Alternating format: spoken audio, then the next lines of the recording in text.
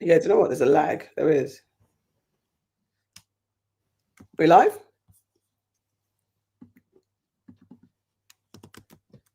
I don't know why it's still turning. Yeah, we're live. Oh, its internet is gone crazy. Welcome, welcome, welcome to News We're and live. Are we live? There was a delay. You've gone fuzzy as well. Welcome to Yes. It's all gone Pete Tong already. Welcome to News and Nonsense, not at noon, but usually at noon. I'm Auntie AK, aka Queer Jamfi, aka the Auntie of all aunties, and I'm here with.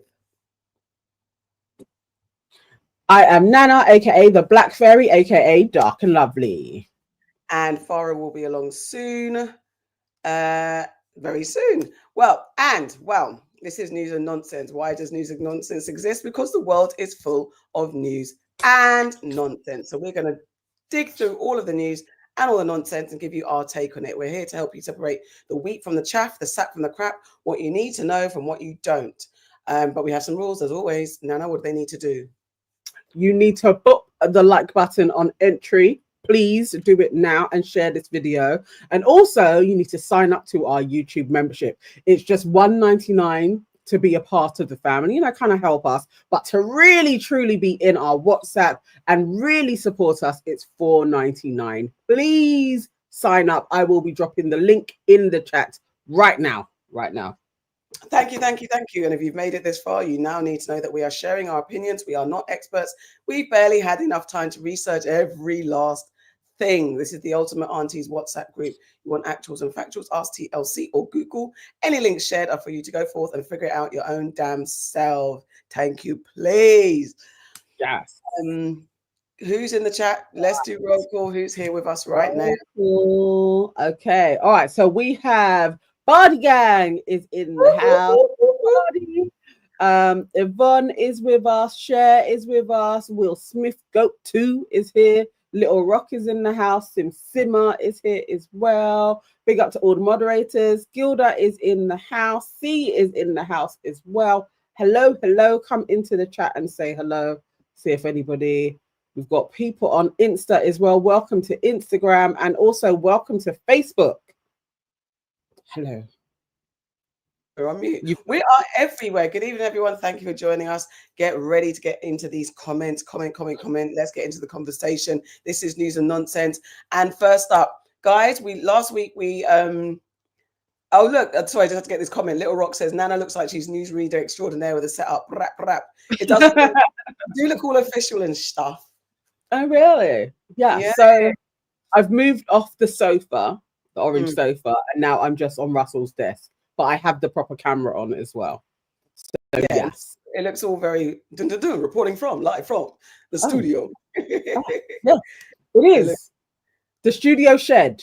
Listen, it could be a mansion for all they need to know.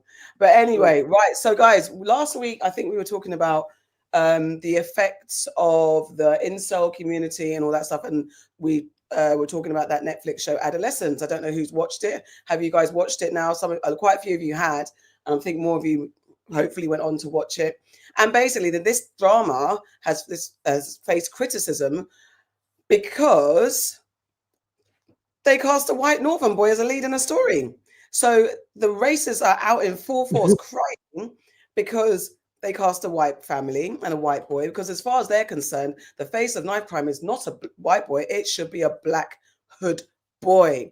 So basically, if those of you who don't know, Adolescence is about like a story about misogynistic violence, and about a little boy that goes on to do a heinous deed because he's been fueled and brainwashed by incel community, involuntary celibate community, where they're kind of stressed about not being able to make it with women and girls, and they just turn inwards on themselves, and then they exert violence on women and girls. That's what it's about. So lots of people say this is lots of the white people that have been criticizing have been saying this is a bit of a kind of a woke turn of events, and that is usually black boys that are out there stabbing and killing people. Critics also question how the show is being treated like a public education tool. Our Prime Minister Keir Starmer mistakenly called it a documentary and back calls for it to be shown in school. And so I'm going to show you a few kind of places where there's been commentary. I'm going to go to Danny fucking Price first. He's really good. He captures the news. What were you going to say? Oh, you're saying okay? No, I was going to say yes. Okay, and people definitely please support Danny fucking Price as well. His page is invaluable. It's really, really good. Yeah, he's really, really brilliant. I love what Danny does. So basically, this is his slide through about it. He goes, as I'll read through it. He says they're having a meltdown. The same people who constantly tell Black people to stop making everything about race are currently losing their shit on Twitter, trying to make Adolescence about race. The release and success of Adolescence should be a much needed step up in terms of the universally important issue of harmful online content. But instead, right now, a large number of men on Twitter are saying that Adolescence is a propaganda tool being used to turn people against white men. They are pushing the false narrative that Adolescence was based on one particular incident involving a Black boy stabbing Elaine Andam at a bus stop in London last year, and saying that the producers swapped the race of the main character to a white 13-year-old. Adolescence was not based on the murder of Elaine Andam. The showrunners have confirmed that Adolescence was inspired by multiple incidents and was meant to be a commentary on misogyny, toxic masculinity, and a spread of harmful content online. This was the reaction when it was pointed out that this guy had deliberately cropped the article to make the false point. So it's quite small, and people were cropping out, I guess, the whole point of the story. I will drop the link so you can see it for yourself. It's a bit small to zoom in and read.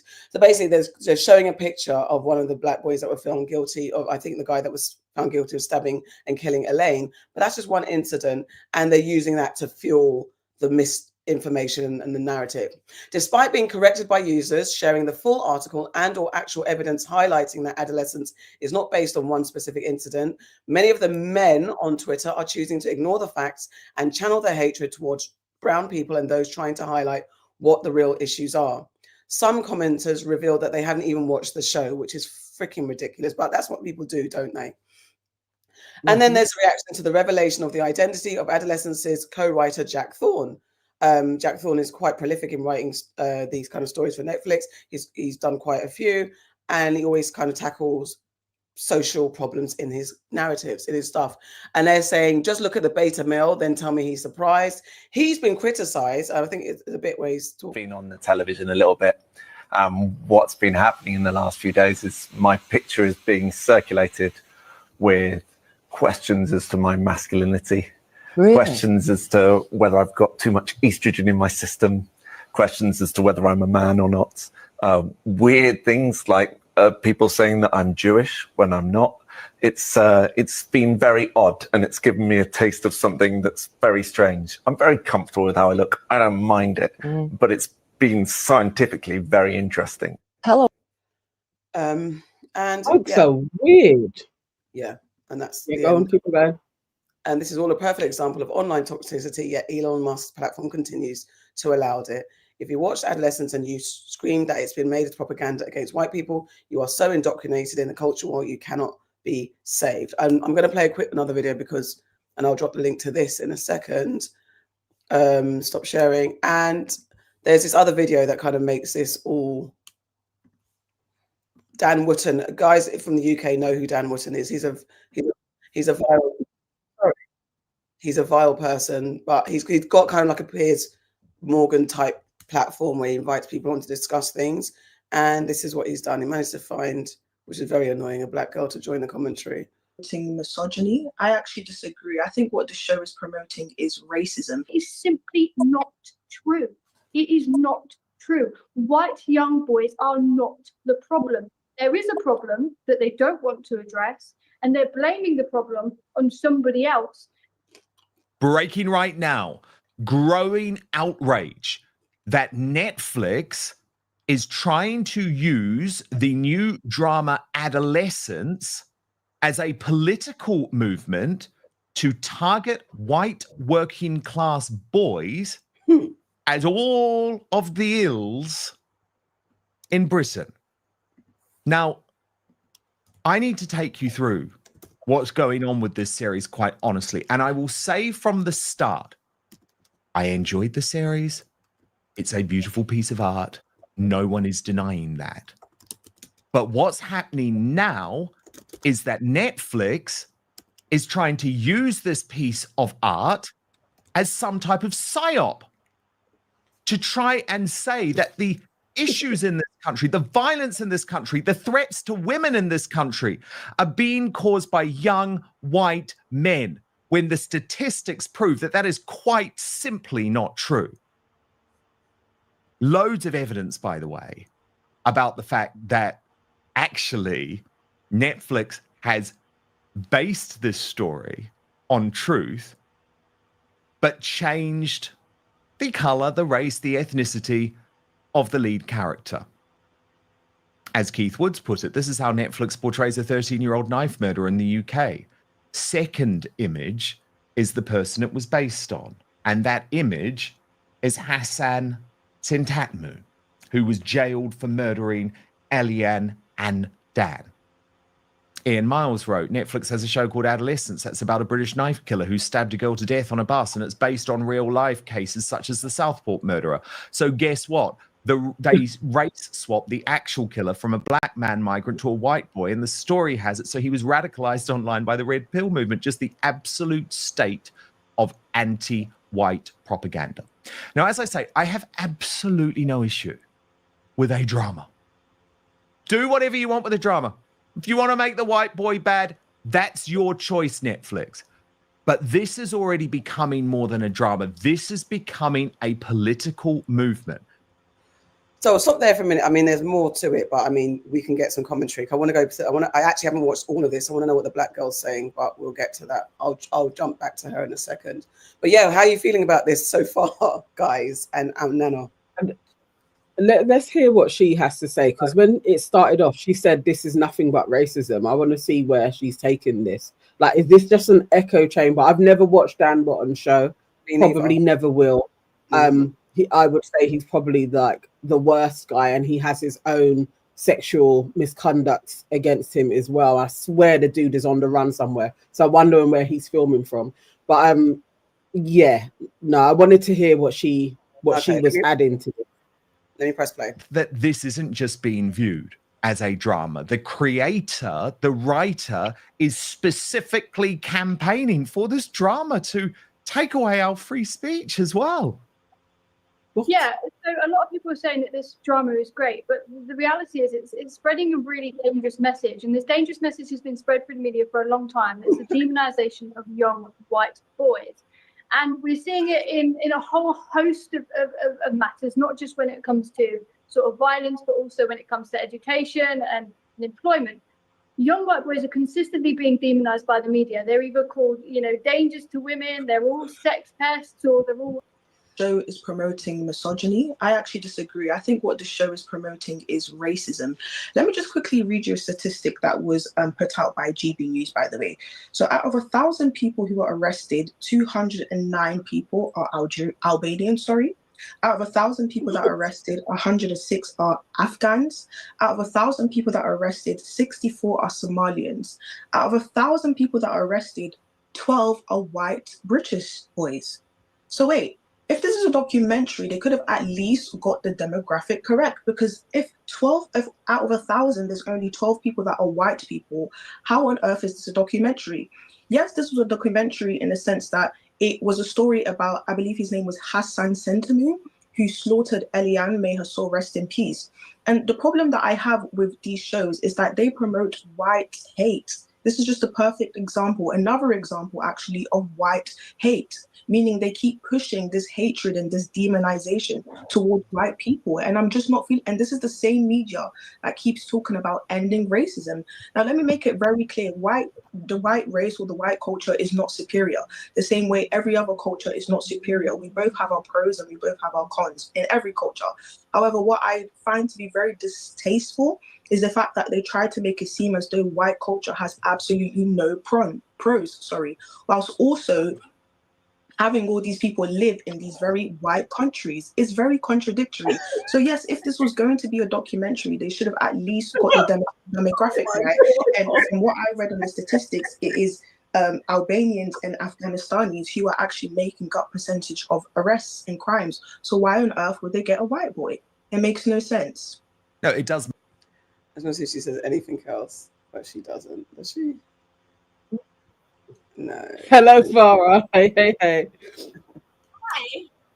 Who is this? We can This person? This Can I you want never to. see her before. I've Do never you have a name for her? I've never seen her before, but I'm trying to see. they're gonna wheel her out because boy, oh my god. What was didn't this even- on? It was Sorry, on Dan Wootton. Sorry, no, this is Dan of course it Wootton. was on Yeah. Dan Wootton. Of course it was on Dan Wootton. But hold on a minute. He didn't tag her. You didn't even credit her. You come to show your whole ass. You didn't even get Okay. credited.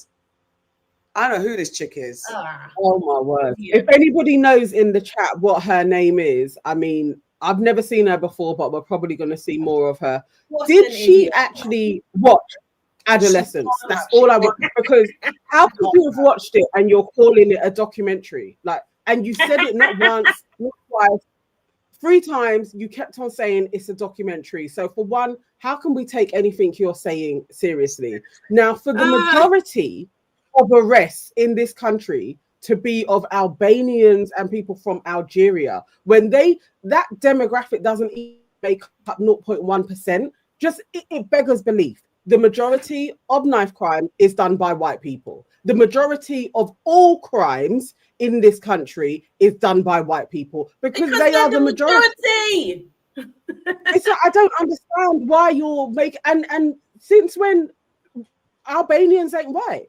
Like when did that take place? Like what? So now we're Depends who breaking you're it talking down. to, doesn't it? Depends on who you're talking to.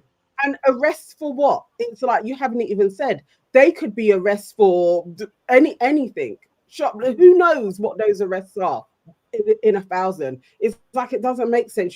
A simple Google will throw up the crime stats, and it's white people that lead. Most definitely, black people are disproportionately representative to our numbers in this country, but we're not the majority, and nor is anybody else. It's still white people. And it's still Glasgow and Nottingham as well. That's still where the most knife crime takes place. Yeah. So, and this isn't a documentary either. It's like, it's literally, And, oh my word. That's and infuriating. Stephen, I can never say his surname. Stephen Mahone, the guy that plays the dad. Stephen Graham. Stephen Graham. Yeah, anyway, Stephen Graham, that guy who plays the dad, and also wrote it. He wrote it because he was inspired by 2 stories that he had seen at polar ends of the country. Yeah, polar ends of the country, which is why he decided to write the story. It's not Right. right, like what. I mean, I look at this person, and why are we even giving her airtime? She's obviously an idiot. oh, to be fair, Oh, because my light's just gone. your light's just gone. I'm having technical issues. She, he, Stephen co-wrote it with Jack Thorne. And to be very, very semantic about it, Stephen Graham's got black parentage. I think one of his parents is mixed race. So Stephen Graham's actually His dad's mixed. Yeah. So, so as Rilo said, the director wanted white people to see it from a human perspective, not a racial view. I don't think the Shannon Mind did get it. Just to make that point, it wasn't, and it helped. It's a majority white country, and it is actually helpful to not have somebody that you think is the face of, and it's not. First of all, there's so many parts of this. First of all, it's helpful for society to take notice of an issue by not placing who you assume is a stereotype of that issue. Yes. Because when you can desensitize yourself, if this had a black cast, black family, there's an immediate removal from, oh, that's not about me, that's not me, that's them over there. But actually, the story is about misogyny and the incel movement. And as someone, when we were speaking about it last week, people pointed out that it's not really a black thing, but it is. But where it's affecting the black spaces is more called red pill. It's all the same thing, but it's just got a different name, and people are aligned in a different way. Because in the incel community, there's a lot of racism as well as the toxic masculinity and the misogyny. Having a young white boy, and it's not about just because he killed well, you guys have seen it now, hopefully, because he committed a murderous act with a knife, it doesn't mean to say that just because there are black boys disproportionately represented in that space, mean that there aren't white boys that go out knife crime killing. They do. And it's just this. I think the level of white fragility that we've seen displayed on X is astonishing, because I wouldn't have actually thought it would take this route with Adolescence. Because most of the time, white males are like, the white working class are forgotten. Nobody even talks about us. Like we're left behind. And this is like shining a light actually for you to expand and take on other forms of conversation, which is what loads of people have been having. Real conversations on what masculinity is, how to redefine it. But then you decide, nah, it's out of order. Like this should have been a black person. And then you spin it around. It's like, how long ago was this written? That you're saying this has to have been based on an incident that took place like 18 months ago. And like, really? You think? That's the only knife crime that we've seen. It's crazy. That's another thing, like not understanding how TV works, because you definitely can't write something based on that in that turn of events. And yeah, I think Keir Starmer mistakenly called it a documentary. People are running with that. But I don't know. It's very, very, very stupid. But there is this thing about this attack. As the white blonde girl, who I'd like to not be disrespectful, but girl, have you even been outside in a week or something? Like, what's your lifestyle? You're sitting there talking about the attack on. I'm not going to dispute, because I'm not a white man. I'm not a white working class man. I'm not a man. I'm not going to dispute or undermine or devalue some of the emotions that are coming out. I understand there's a conversation that's been going on about white people are feeling attacked and white men are feeling attacked. I cannot take away from that. There's a reason why you might feel like you're attacked, but I'm not going to take away from that. In those people who feel some type of way, who feel uncomfortable, that's a conversation you can have. But do not leverage that at a piece of material that is talking about that there's a high suicidal rate amongst men in general. There is a problem with boys not understanding how to express their emotions and their anger. This is a thing that's affecting all boys, all men. So not forget about it. You can deal with that issue if you want to, but let's deal with the issue at hand that's causing the world to be a much more dangerous place, because you have people like Trump in power, people like Elon Musk in power, people like Andrew Tate walking around. That false representation of what a man is causing a problem for the rest of the world. That's the bigger problem than having who's cast who in where in this particular show. Anyone that has a problem with it being a white person is missing the point. That's it. They're just missing the point. She's found her. This is not a witch hunt. Yeah. Oh, brilliant show. Brilliant. Yeah, seriously. Anyone that well done. fixated on the fact that it's a white person is missing the point. Because the point is about everything you just said. And it's such a brilliant show, and it's such an important show that people should watch with their children, because there's a lot of stuff going on that parents sometimes just don't know or understand under your own roof. Yeah, I just despair that this is being made into a race thing. So it would have been all right if it was a black boy, yeah? It would have been okay. Basically, that's what they're saying, isn't it? Should have been black. It should have been, but what difference would it have made if the boy was black? Because again, that shows that, especially as people are saying, that people are commenting haven't even watched it. So you've just seen. So you're actually saying that no white boys stab at all, don't use knives at all. Well, we know that's not the case, because there are a number of black teenagers that have been killed in racial attacks by white people. So we know that's not the case, but So this is a chick. Again, this is not about witch hunt. It's about understanding what the hell she says.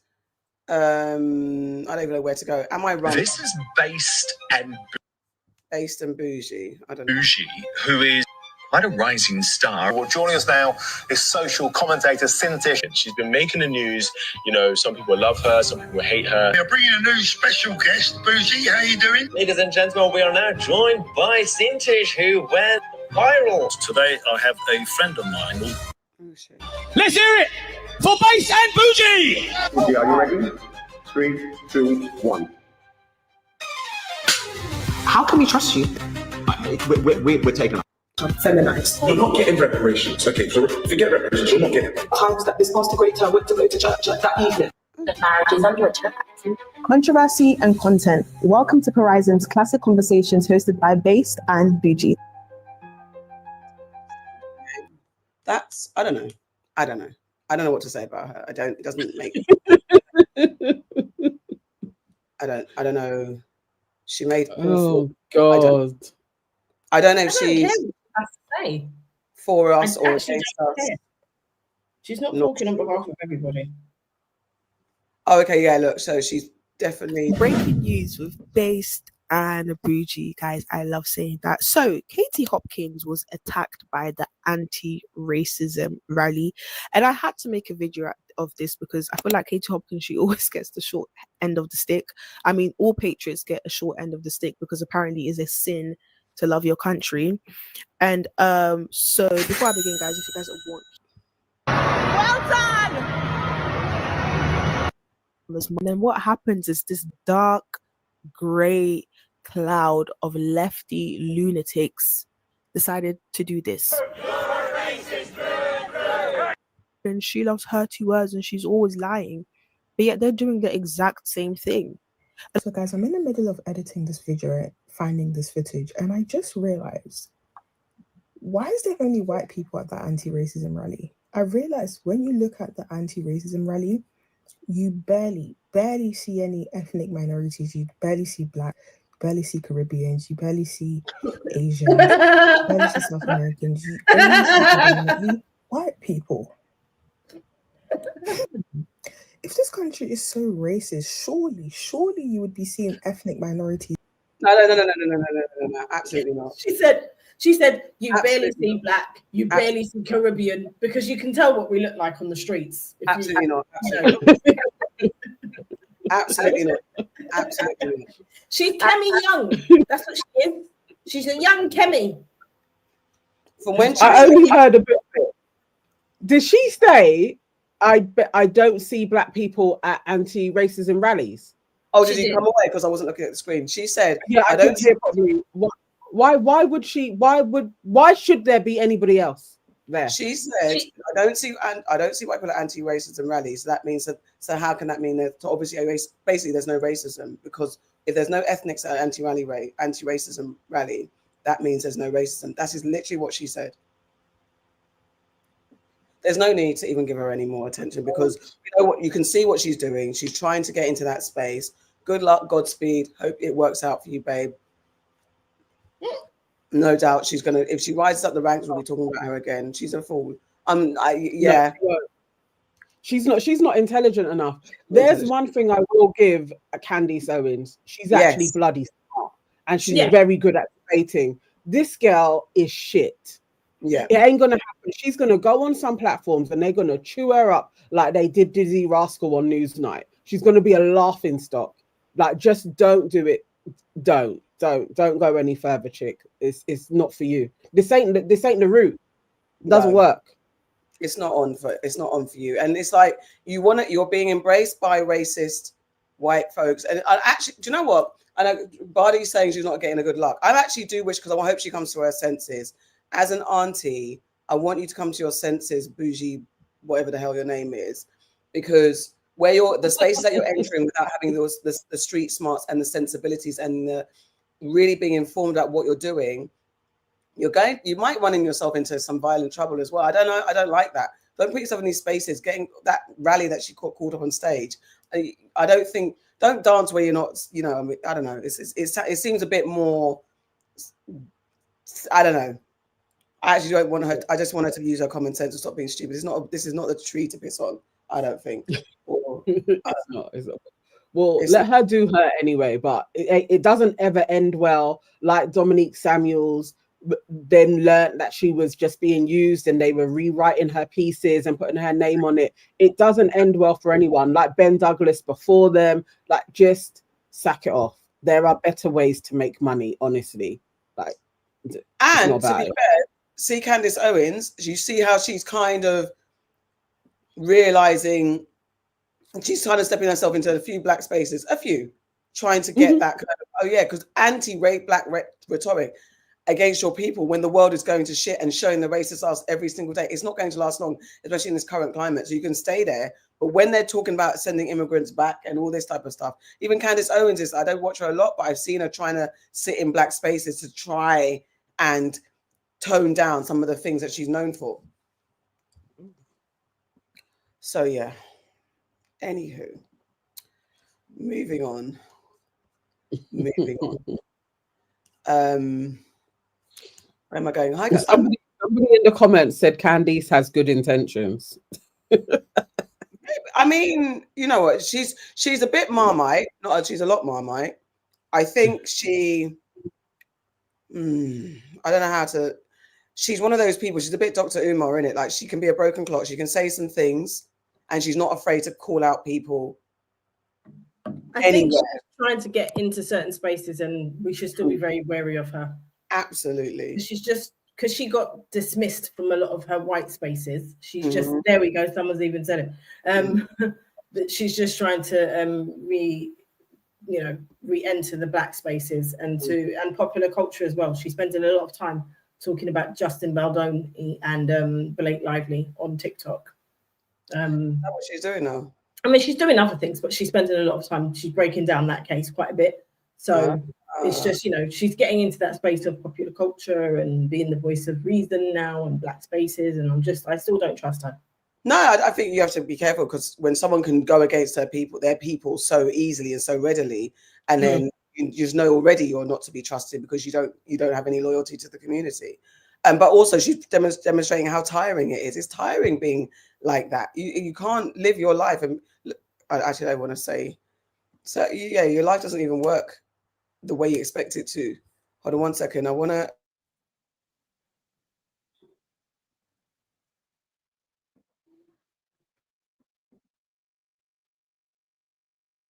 So, and you have who? Yes, do you know what? I've had that down and I forgot to put it up. Joey Barton, whose brother is currently in prison serving a sentence, not to laugh, for killing Anthony Walker. Exactly. That's the person I was thinking of. Yeah. Thank you very much, Danny J. Imagine, I had the link there somewhere, and I can't remember where it is. It's probably on the shade bar. Let me see if I can quickly find it, because it's like they speak before they think, and we know a lot of people do that. Imagine you're sharing a tweet out to the world that something about adolescence, and then your whole brother is in prison for doing a racist murder. Like the audacity and the irony. Hold on. I guess it doesn't even matter the reality of the situation, because they all know, if they ever pick up anything, they know that white people commit knife crime. They know this. So it ain't really about the reality. It's just the fragility that once the crimes are exposed, they can't handle it. That's the problem. It's like they absolutely cannot handle themselves, but they always have to still be centering themselves as well. You can't just take a series and watch it, or not. It has to be, no, but it should have been a black person. And if it was a black person, again, there still would have been something of like, you guys are just all criminals, or you guys, everything is about you. It's all woke media. It's the same shit. It's like they have to complain about something. I don't know why white people want to be oppressed so much. I have no idea. It's wild. And this is, so basically, Joey Barton, what was he from? What's Joey Barton famous for? He was a footballer. Yes. Okay, so Joey Barton, footballer, says Stephen Graham's program is getting loads of praise, but it seems for knife crime in the UK, he got the young actor wrong. Was he too afraid to cast it correctly? Scroll forward. Michael Morden says Anthony Walker was a black British student of Jamaican descent who was murdered with an ice axe by Michael Barton, brother of Joey Barton, in an unprovoked racist attack. Joey Barton needs to close his beak and sit this one out. Exactly. And again, you're missing the point. It's not just about knife crime. It isn't a show about knife crime. Exactly. That's the part. It's not a show about knife crime. It's about...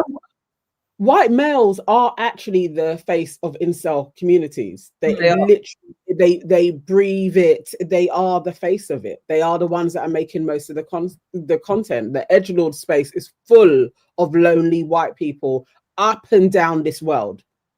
Like, so it's pretty accurate, really.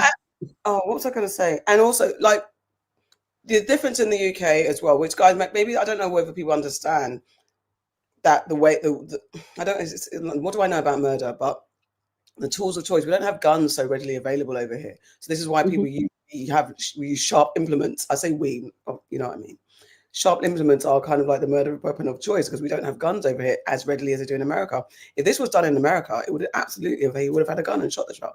As we know, there's lots of young white males in the majority who take to schools and decide to shoot them up. They're mostly white young boys.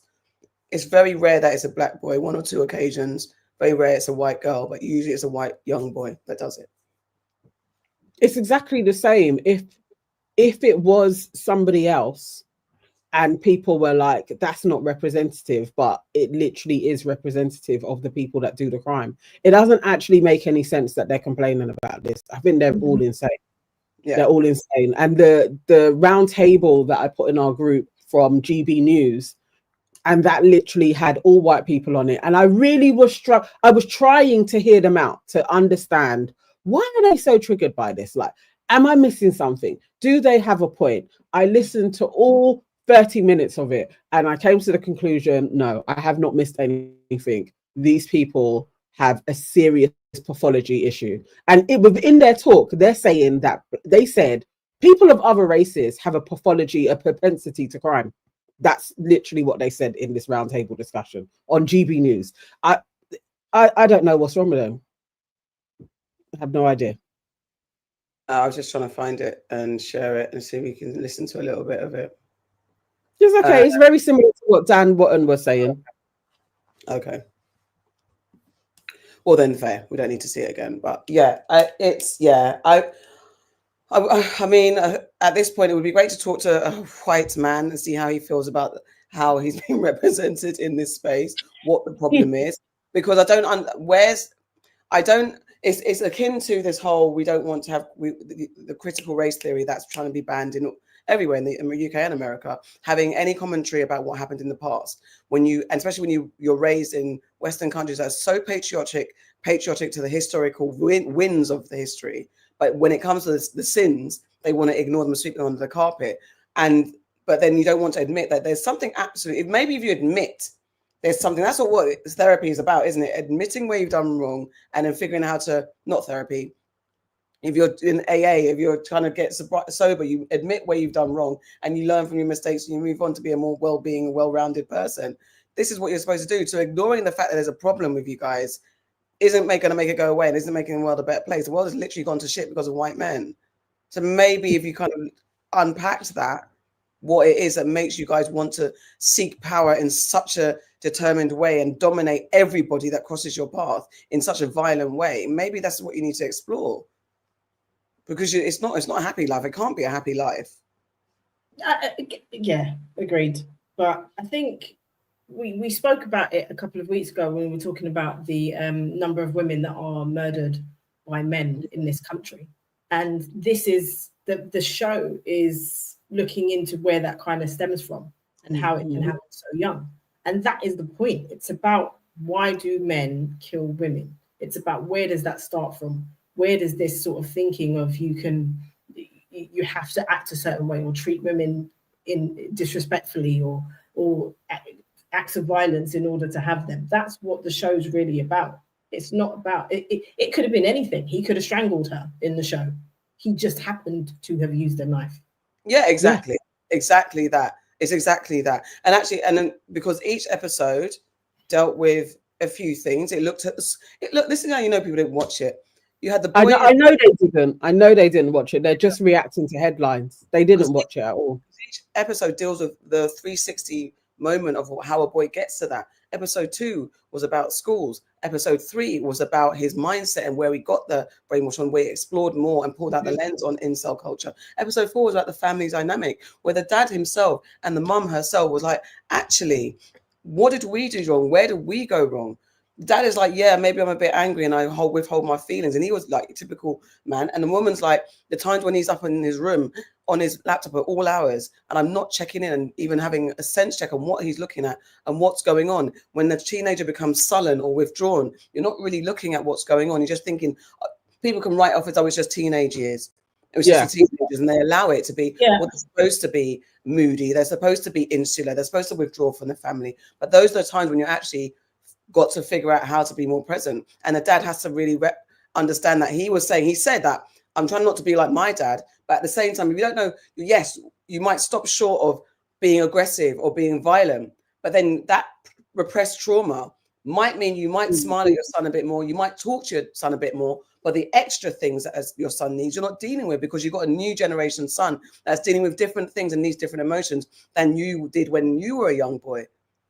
So all that stuff. I think the important part to it is for parents to actually watch it. And there's still that rhetoric when shit goes wrong, it's like you blame the parents, and that you had two parents as well. I just liked how it was framed. You had two parents there that are present. The dad actually was spending time with his son to a degree. But things can still go wrong when you're not aware of what is happening in the younger generation space. So that they didn't even know anything really about the bullying that was going on, that he was able to be online at 1 o'clock and all she's saying to him is turn up, go to bed, and then he isn't going to bed and he's still on his computer. It's ineffective parenting, but you would be like, no, we're good parents. And it's really having those conversations after watching it, like, actually, okay, we actually have to really monitor this online space and really get interested into how you parent effectively now, because I was able to go out and play out until 10 o'clock in the summer. And my mum would just stand at the window and shout. You can't do that shit now because there's too many other things. They have phones. It's like the world has opened up in a different way. So how you were parented, you can't parent in the same way. I think this was a brilliant piece. And that's been hijacked by racists. But that's what racists do, I guess. They hijack shit. Because even the episode with the police officer and how it showed his son, and his son was explaining to him what the emojis actually meant, that they were just thinking, oh, it just means that I love you or I like you or whatever it was. But he broke down how detailed each thing was, and the larger connotations that it had. These are conversations that, will open up our eyes, our generation, with our kids, and, can make us understand a bit more. We might just be like, oh, they're just on Instagram, they're just liking a picture. But actually, it was a bit more than that, wasn't it? So people are really, I'm like you, Nana. I'm really disappointed that people are missing the whole point of the show. As just because we're speaking about parenting and schools, and that there was an episode 2 deals with the madness of what's in schools, but also it's that mobile phone, the way that the mobile phone, that kids, we were talking about it before, about what age you guys gave kids, your children, phones. And just want to play this bit because I don't know if it's passed now. This is a little bit while where MPs in the UK were talking about making mobile phones illegal in schools. Jones, phones in the box. Morning. When school starts, phones stop. At this academy in Worcestershire, students hand their mobiles over when they arrive and, unless exempt, don't get them back until they leave at the end of the day, removing the distraction of a smartphone and the dangers they can open up. There is quite a lot of almost dark stuff on there, but it is quite entertaining, most of it. What do you think of your school's policy of handing over your phone so you've not got it with you? It doesn't really bother me because it's locked away. You can't get to it. You can't really think about it because it's just not on you. I think if it's in the box, it's safe. So it's just never going to be something that's going to be on your mind, really. This approach could become the norm if a new bill being introduced to Parliament gets enough backing. It calls for a legal ban on phones in England's schools, tightening up current government guidance. The policy here has been in place since 2010. Teachers say the benefits are clear. I think we said in social time, actually, that the children they're not scurrying to toilets, they're not leaving lessons to toilets to check. They are at break, sitting down, eating, playing cards, playing Uno, running around, kicking football. When it's fine, on the field, goalposts for jumpers, running around, just doing what children do, almost sort of old school play, because that particular distraction is gone. Can you define isometric contractions? Polling shared exclusively with this programme shows more than 2/3 of people think the government should ban smartphones in schools. But what happens outside of school is still a concern for parents. Are there any examples of children who come home and they're glued to their screens? Yes, some parents have definitely mentioned it, but a lot with girl children have said to me that actually they probably ran very heavily on, especially the group chats, and, and they've had bullying problems around that when they get out of school. They've kind of grasp it all in a day, and then they're out straight away on group chat messages, and that can be an invasion for them. The bill would see the age of internet adulthood raised from 13 to 16. This would increase the age at which companies can get consent to use children's data without parental permission. It would also give the regulator Ofcom more powers to protect children from being exposed to apps designed to be addictive. If the bill became law, the government would have to review how smartphones are supplied and advertised to children under the age of 16. A separate law. So it's 6 minutes, so it's a bit long. I'll drop it in the chat, in the link, in the comments. So yeah, that's just speaking to how we could possibly look at it. And I think when they talked about no, Nana's not Nana's laughing at your comment, Will Smith, about the kid being 30. You little so out of order. But try it. Yeah, exactly. And also, but when you think about phones being banned, you immediately think of, okay, how are you going to get hold of your child? But actually, during school, that daytime, I even forget, like, yeah, you'd run to the toilet to check what's going on. And that socializing thing that's been removed from kids, that's forcing them to be more isolated and take away the phone and actually interact with your fellow. It doesn't mean that bullying is going to eradicate it. Bullying's been there before and after smartphones, but at least it's one less thing that they have to worry about, that they're not present on socials, not active on socials. Let's talk to my friends, at least in the daytime. I thought most schools did that. I know for the boys' schools, they have to put it in a box. That's a part of school. So I thought that was standard practice. I didn't even know there were some schools where your kids could have their phone on them. That to me is just a no-brainer, because then they'll be filming class. I'd be taking pictures, all manner of shit. Like, don't make all sense. The schools I went to look at for my daughter, all of them said that you can't have phones. Some of them you can't have phones at all. Some of them you have to give your phone in at the start of the day and you get back at the end of the day. My nephews that go to secondary school, they don't have their phones on them. The primary schools don't allow it. The only phones that let you have is like a brick phone that doesn't have any internet or anything on it. And that's literally if you're in year 6 and you need to be able to call your parents to say, I've got to school or I've left school. Yeah. They're specific phones. So not smartphones at all. So I'm quite surprised that there are any schools that allow them. I guess maybe now with it being a bill, then there's a bit more regulation and more stringent rules. 2 comments on why. Why says, 1, in America, the internet connection is part of the classroom curriculum, so that's hard to regulate. And then 2, why said taking phones puts an additional burden on teachers. I mean, having the internet as part of the course, but then it should be laptops and not school provided laptops. So you shouldn't. Oh gosh, it's so weird because, like, yes, now knowing how to do things. Imagine if you're doing technology or you're doing design. But then maybe that's an older, I don't know what school the curriculum's like for the youngers, for the kids at your age. I don't see why you would need a phone. Why? No, you don't need or tablets. Or tablet. That would be it. Other than that, you actually don't need a phone in school, because your child should be in school. And if you needed to check that they were in school, if they didn't make it to school, you would receive a notice that they didn't get it in anyway. But they should just put it in boxes.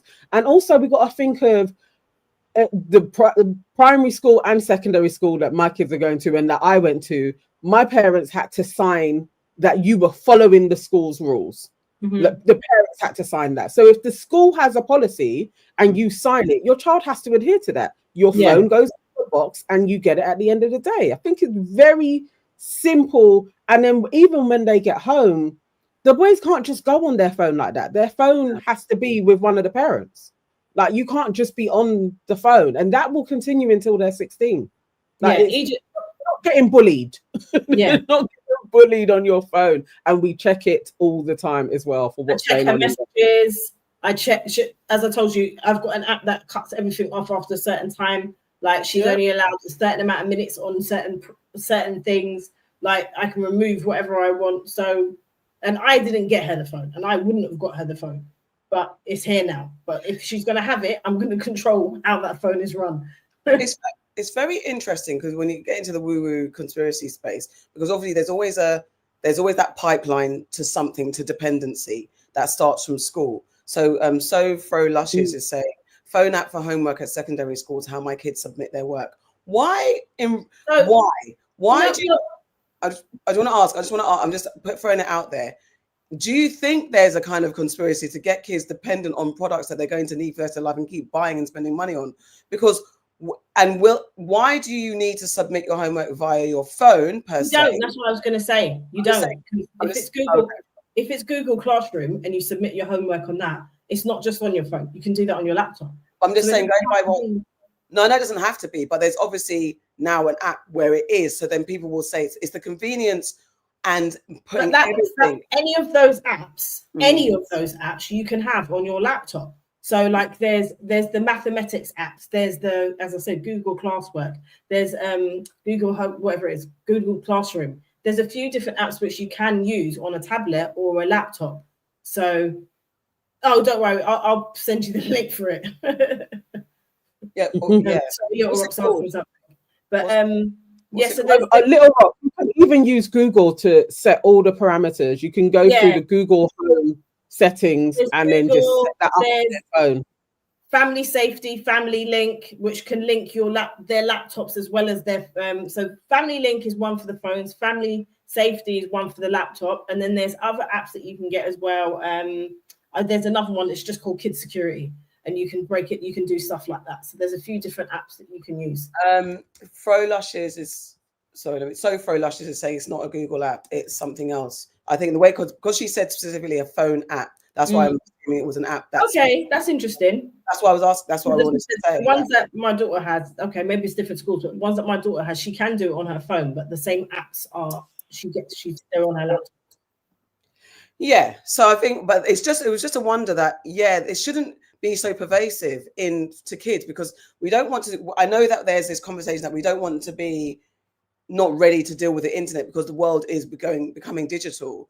But at the same time, do they need to have things that are accessible on their phones? Can they still be up to date with what's going on without having to have everything accessible on their phones? It's Arbor and Satchel. I don't know what is that the school or is that the app? Sofro Lushes. Yeah. No, that's the app. Akai has Arbor as well. Okay, that's what we use. Yeah. Yeah. So it's just an interesting thought. Arbor is really good. It does work both ways. You can use it on a tablet as well, but also with Arbor it really gives you like good updates as well. Like it's actually a really good app. I don't think he has it on his phone though, but we have it. That's the thing. So if he needs to do anything, you got to ask for one of our phones. Yeah. In order to do it. Like, don't touch my hair. Something that's quite interesting. It's like we should go back to handing in handwritten assignments, physical textbooks, etc. No laptops in primary, middle school unless it's for computer class, online safety. It's interesting to say that. You can't. Because we're in a different world. We're in a different world, and it's that thing. How the world works. How can technology is going to rule absolutely everything going forward? Like you can't actually. Yes, we still need to have our writing skills, but technology is advancing in such a way to try and go back. It's never going to happen. Like before you know it, you're just going to be talking to computers and the AI is going to produce everything that you need anyway. So there's no going back on it. All you can do is try and keep people as safe as possible until their brain flipping is mature enough to be able to take over their lives. Yeah, I don't think we can go back, even though, because like I used to, my writing skills, when I started to write again, like write a journal, my hand was tired, but I've more consistently and you start to get used to it. But by the way, can your kids tell the time on an analog clock, by the way? Just something that I had at the doc for a while. They can. Anyone in the chat, can your kids tell the time? Because schools are removing, that's a bit mad. I don't think schools of all places. That's ridiculous. They're removing it because they can't tell the time. Yeah. Maybe because you're not teaching them on the analog clock anymore. But then if schools are running out of time, and I guess it's primary school level, what do they have time for? What are they deeming more important? When teachers are under pressure, schools are under pressure, the curriculum is changing to adapt to the digital age. Analog things like handwriting, telling an analog clock, because I realize I don't really look at, I mean, I know how to obviously know how to tell the time with an analog clock, but everything is on my phone now. I don't even have a radio or an alarm clock anymore. I just look at my phone's my alarm clock. And I don't like ticking, as those of you know me, I hate sounds. So ticking clocks are the bane of my life. So I get rid of the battery anyway. So I don't have any kind of analog clock in my house. How do you guys feel about the that. boys have a clock exactly like that in their room, and they always have done from when they were babies. Okay. Just so that they would learn how to do it. These types of things, I am a bit like, to me, it's like driving a manual. And when I thought about where the world was going, it's like, literally, what is the point? Just learn how to drive with an automatic. If it goes, it goes. If you're being an effective parent, you're going to teach your kids the foundations. And really, remember, schooling is still, it's just 100 and something years old. So people were being taught by their families before. We may have to do more parenting as schools change and adapt. They may not be teaching our kids the foundation stuff, and that's what parents have to do. So I wouldn't take it that I'm not offended by this at all. Yeah, I don't know. I think it's wild, but you've got to, it's what you do at home. But then the more it moves away from being a necessity, people will just forget that this is what you need to do. And I guess when the world ends, where are we going to be at? What?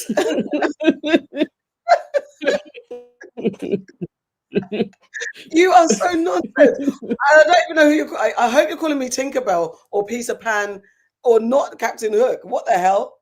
Into the crocodile. You're so silly. But yes, no, I just don't like. I don't like noise. I don't like noise in the background. I'm very be quiet. I like silence when there needs to be silence. I don't like ticking clocks. They wake me up out of my sleep. I find them so stressful. Okay, so moving on.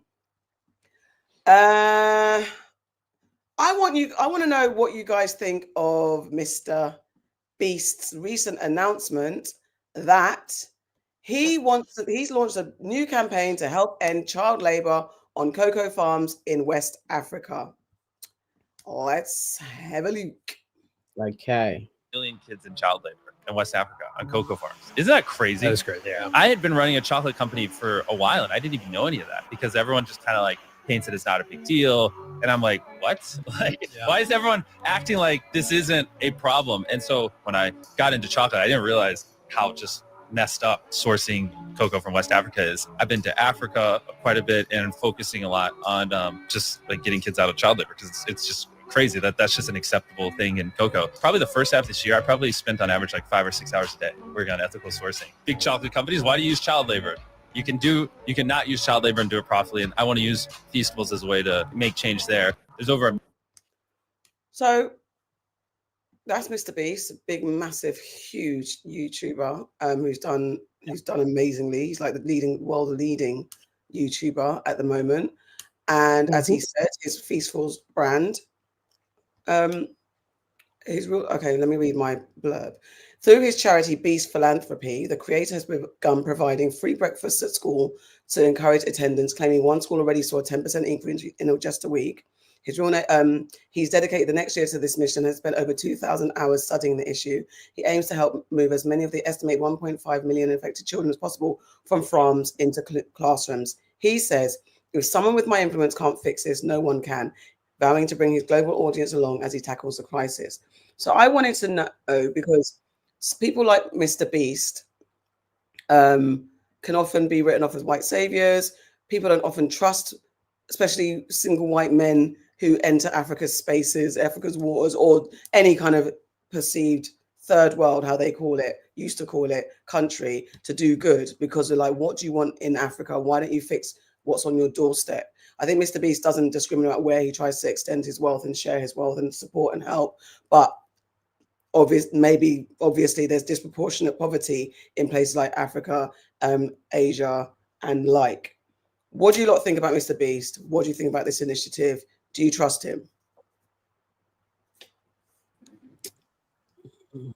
Egypt watches MrBeast. She quite likes him. That's the only reason why I know about him. So far, so good. That's all I can say. So far, so good. He's not going there. It doesn't seem like he's going there with any ill intent. You know, he's done a lot of things. He builds houses in Jamaica and stuff like that. You know, I think he's got to the point where he's got so much money, he's trying to do good with his money because he's like, I don't need it. I don't need all of this for myself. So he's trying to do some good stuff. Mm. No. I think I've watched him enough, and the boys really do watch him. So I have watched quite a few things, like just what he puts out, but also watched him in interviews to trust him as much as I would trust anybody. Like I'm not getting anything from him that would suggest he is going to turn into a Bill Gates, but I wouldn't put it past him either. But at this moment in time, I genuinely think he gets pleasure from helping. Now, hopefully, long may it continue and his health endures as well. I do think that he has a special set of circumstances that would lean him into this direction. He also has Crohn's disease. It's like his health isn't the best. I think he really has an appreciation for life. And I think he genuinely, when he sees the injustices of the world, is like, but this is easily solvable.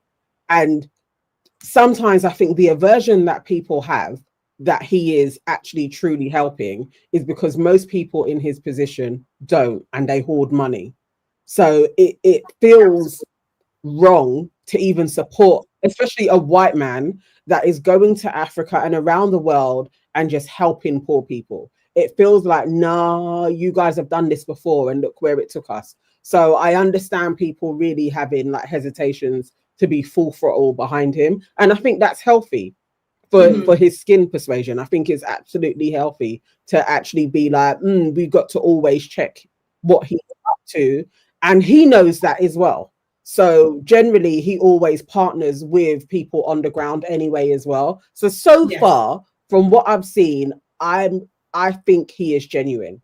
I don't think he has a white savior complex per se. Maybe people have savior complexes up and down, so I don't know, maybe. But if he's doing it and it gives him joy, I'm glad he's doing it.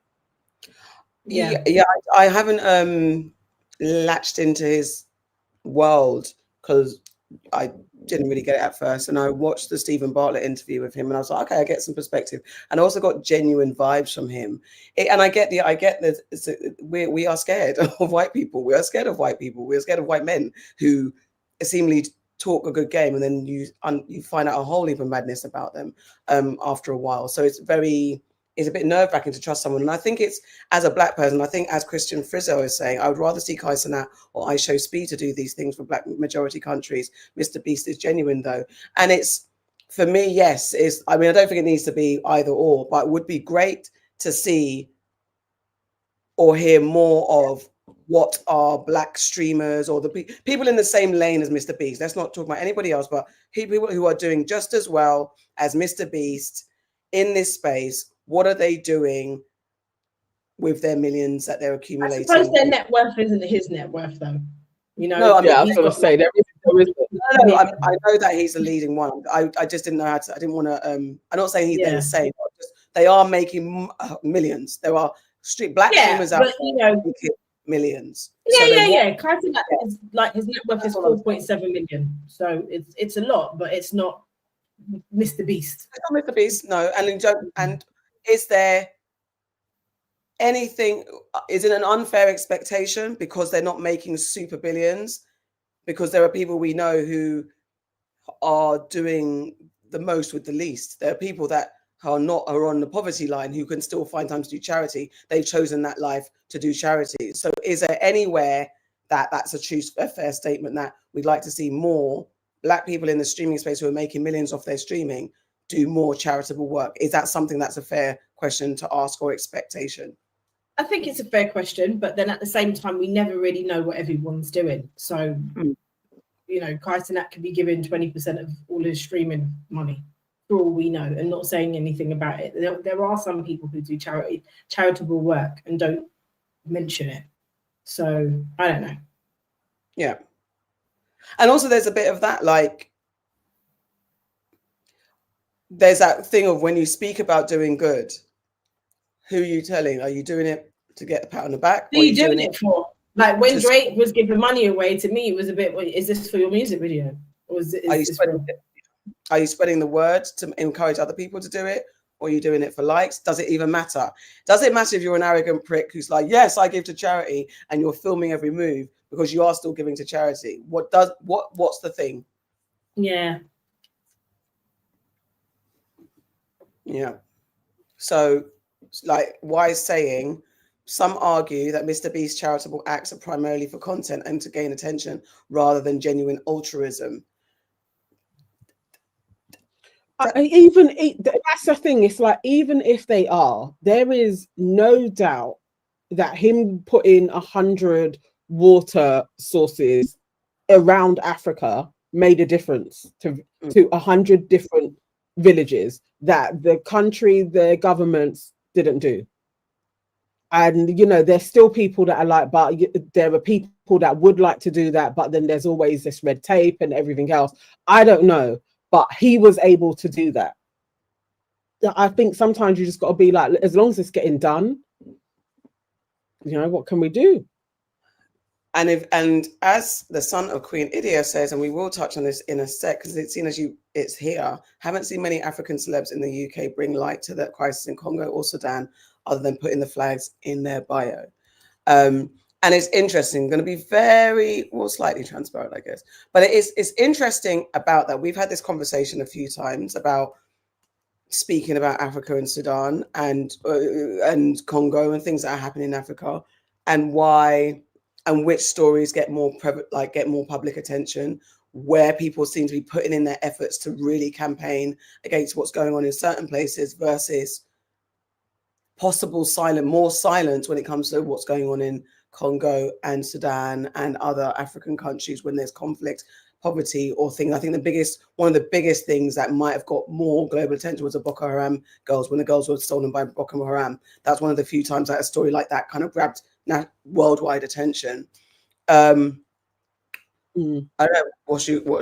I'm going to line up a story about what's going on in Sudan, but maybe let's start that conversation.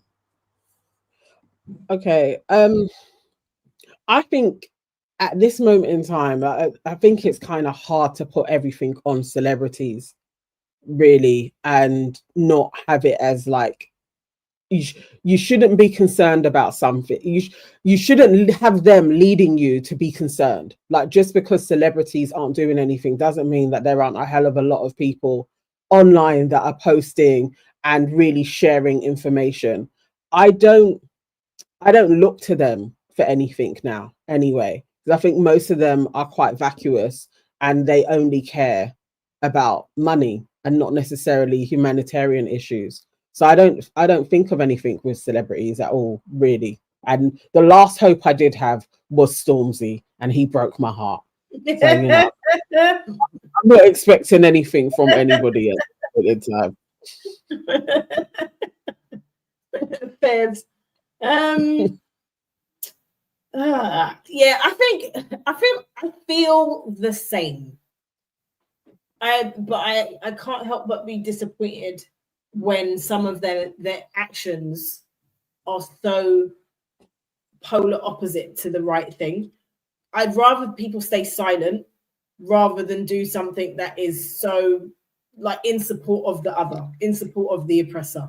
I'd rather you just stay silent. Like, I have an issue with John Legend going and performing in Rwanda. I have an issue, I have an issue with Stormzy doing the McDonald's thing. I have an issue with things like that, especially when people let them know that this is wrong. So, yeah. I would love to see more people talk about all of these things, but then I would love to see people that are from these places talk about these things more as well. I think it's I think it's somehow, somewhere, similar to when celebrities say we're not a role model, somehow, somewhere, there's a get out of jail free card that is afforded them. And it's, I think it's to what comment was up. Sorry, I should have kept it up there. When someone says, I've seen those same celebrities shouting Free Palestine all day long. And I don't want to offend anyone again and say the wrong thing again, but when I said there are some atrocities that are in quotes, more popular, and I'm sorry that word is, I don't, what other word is more visible, more spoken about, has more groundswell of support behind it. I think visible is the best word to use. Yeah. Visible, then it's like, it makes it easier.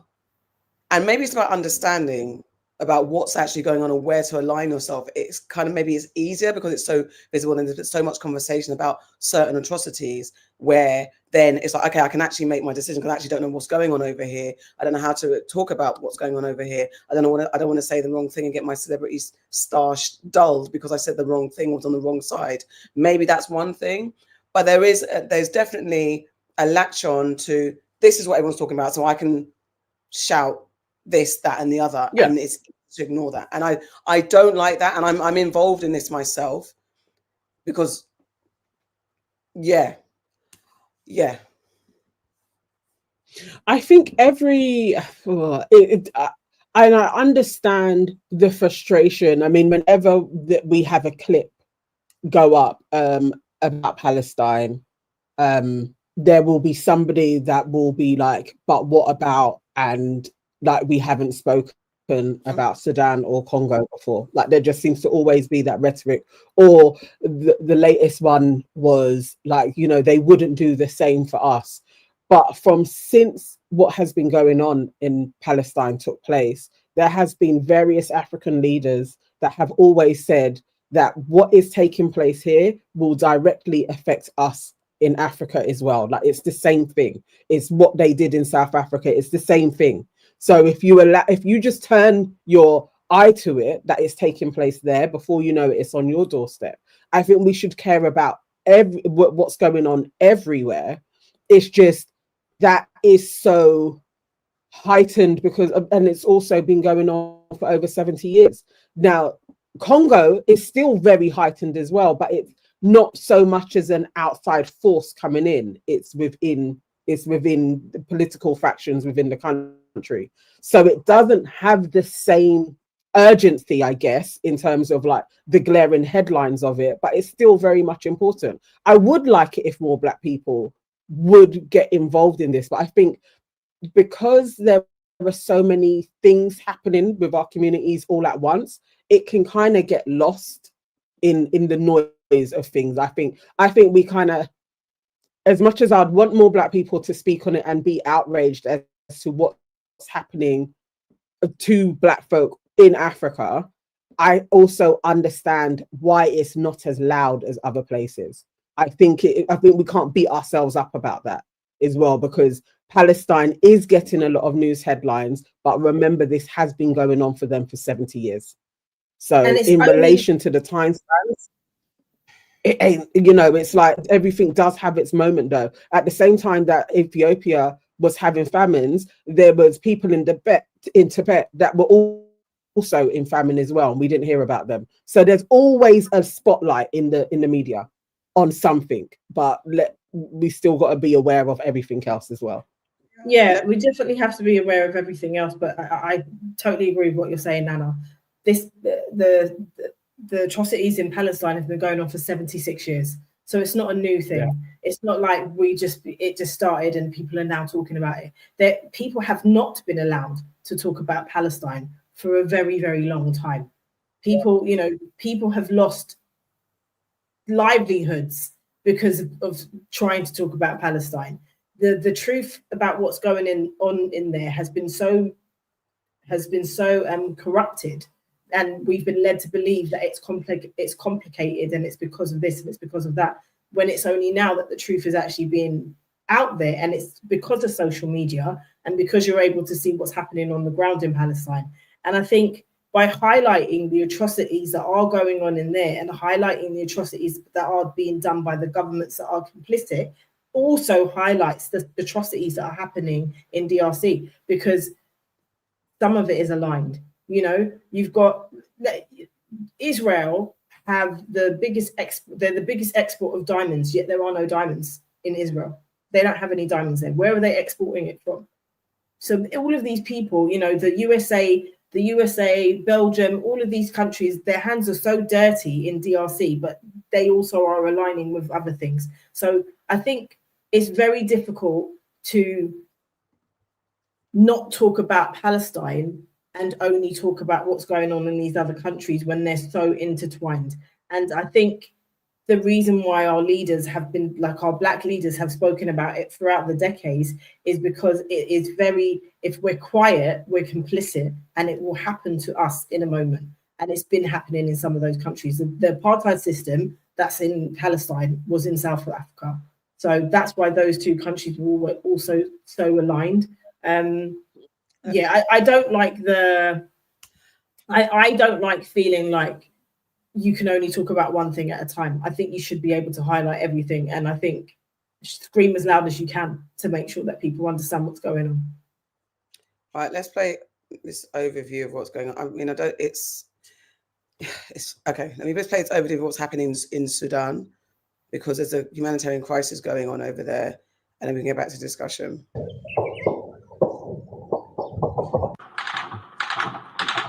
On April 15th, 2023, heavy gunfire and explosions rocked the capital, Khartoum, throwing the city into panic.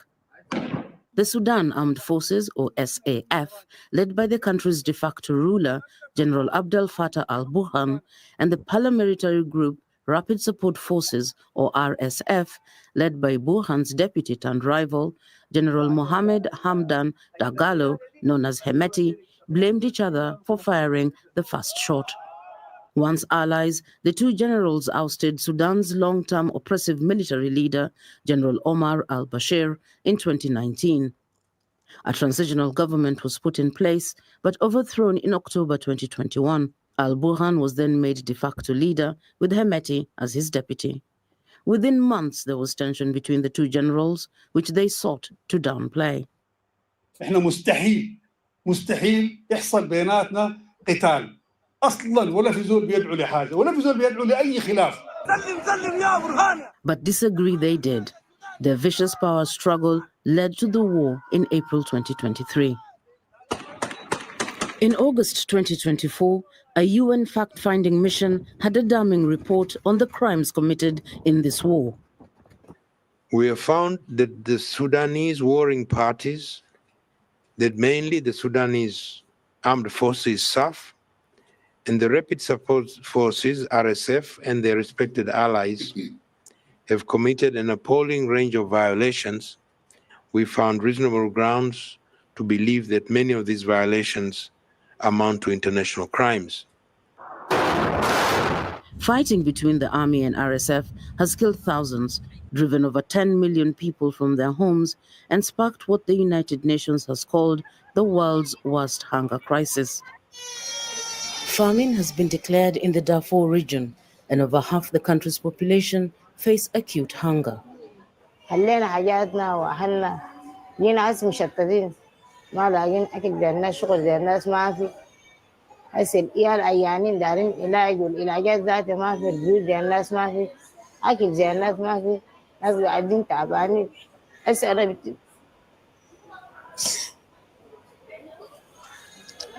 In August 2024, there was a ray of hope as aid convoys were allowed to enter Sudan after a 4-month halt.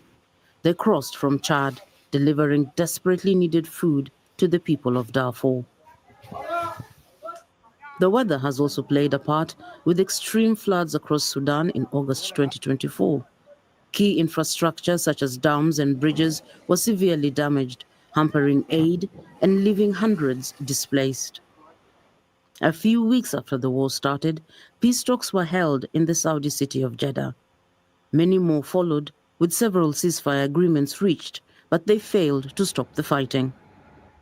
In August 2024, US-led talks started in Switzerland, but the Sudanese army refused to turn up.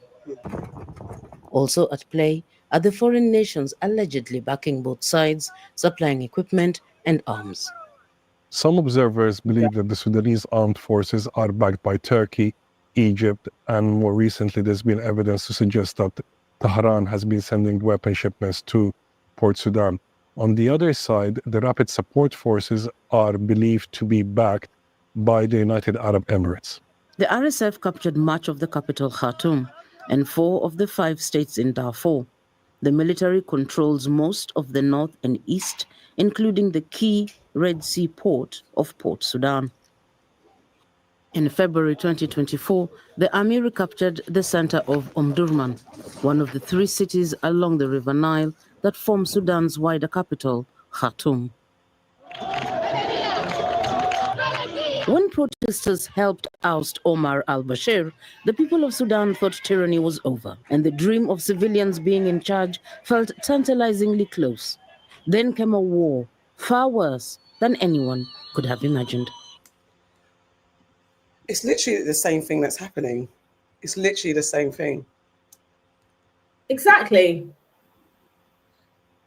Oh, see, Lon, that's exactly it. Capitalism will not save us. It won't, because when you have basically foreign powers, as soon as peace seems like it's going to enter on the horizons, somebody else is like gonna fund the other side that were for a second in retreat, and then it starts up again.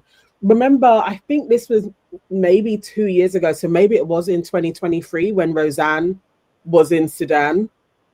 I think that may have been, like, we did a couple of shows on it at the time, because she was actually in Sudan when the fighting broke up, and so it took her ages to get out of Sudan, and then she had to travel to Egypt to try and get out. So at the time afterwards, I asked her to come on, and she was like, give me a few months. When I'm next in the UK, I definitely will come on. And I didn't follow up. Like, we just chat, like girl chat.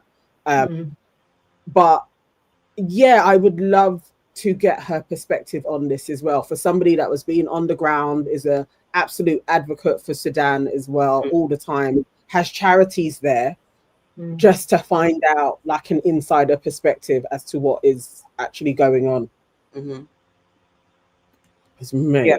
I think it's really hard to keep track of what's going on, and it's actually interesting, not interesting in a nice way, the way that they're all interlinked, where the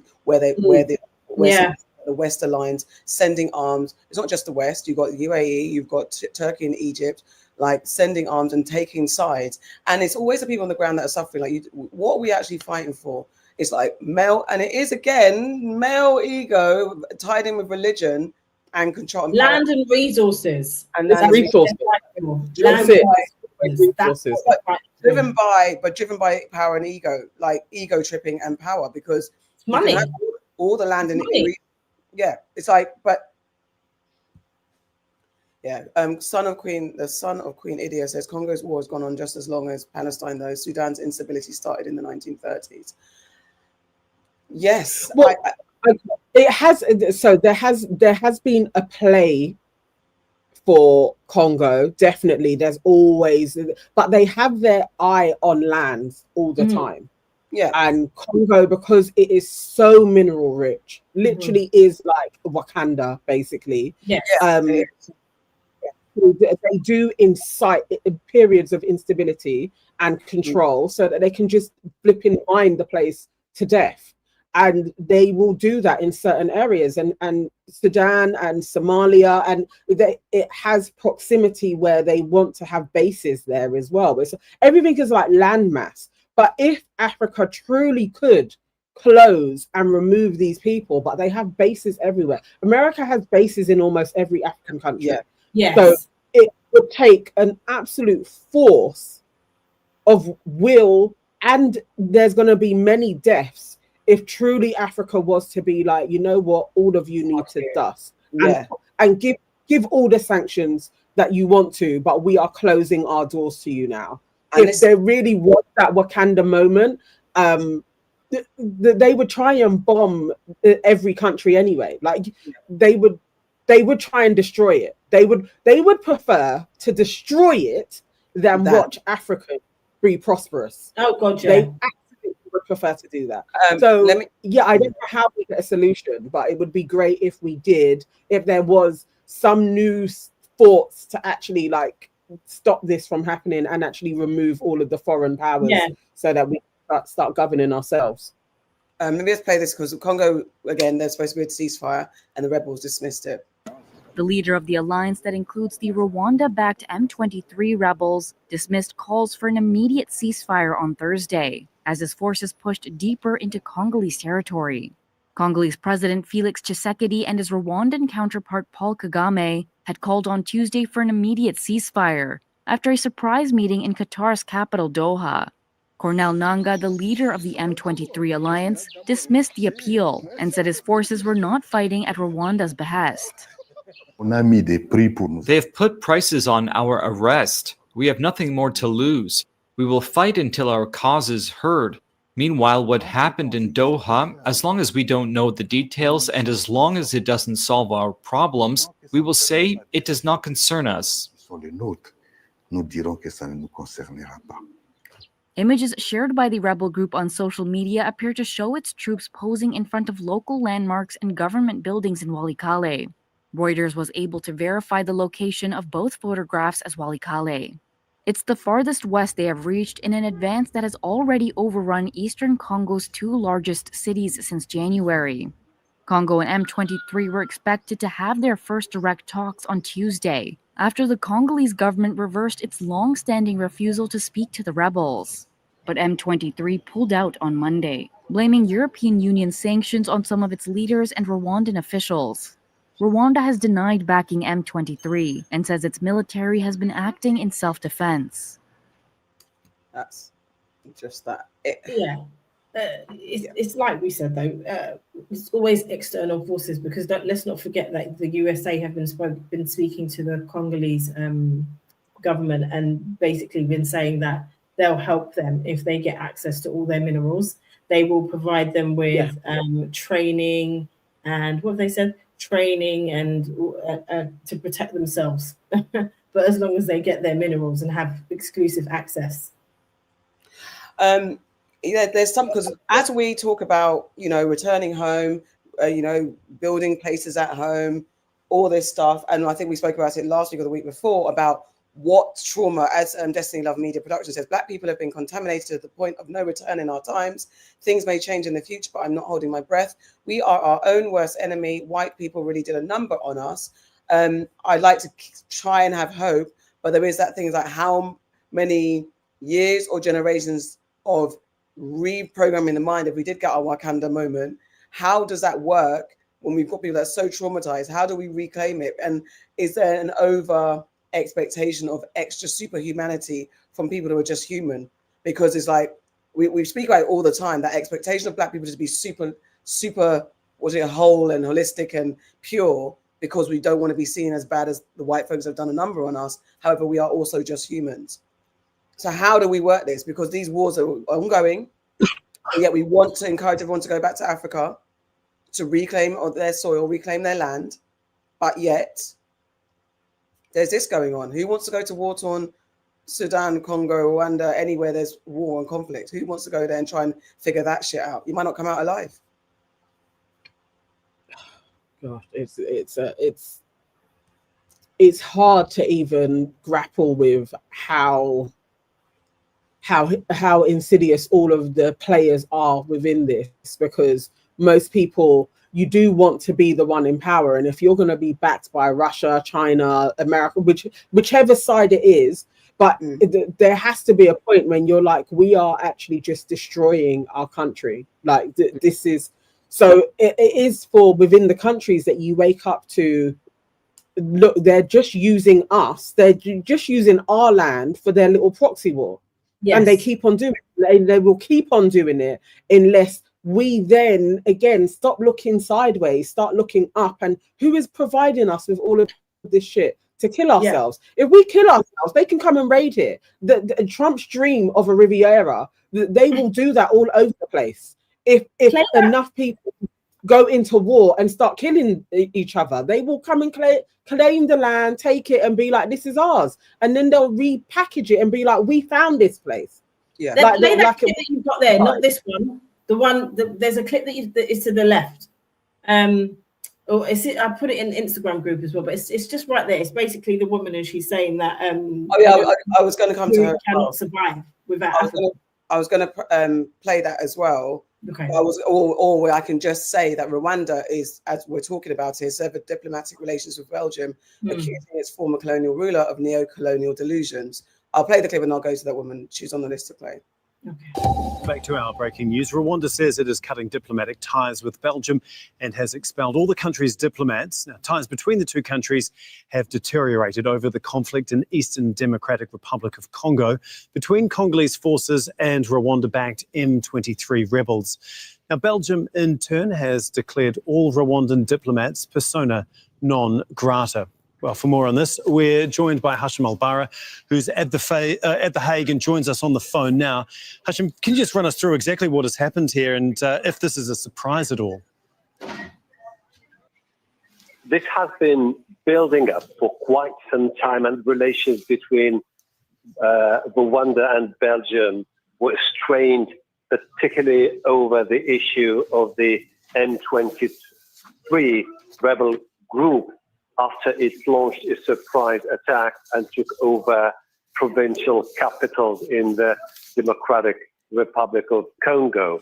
The Rwandese government has been accusing Belgium of trying to build up international coalition against the Rwandan government, saying that it always blames the Rwandan government for providing significant military assistance to the M23 rebels. In fact,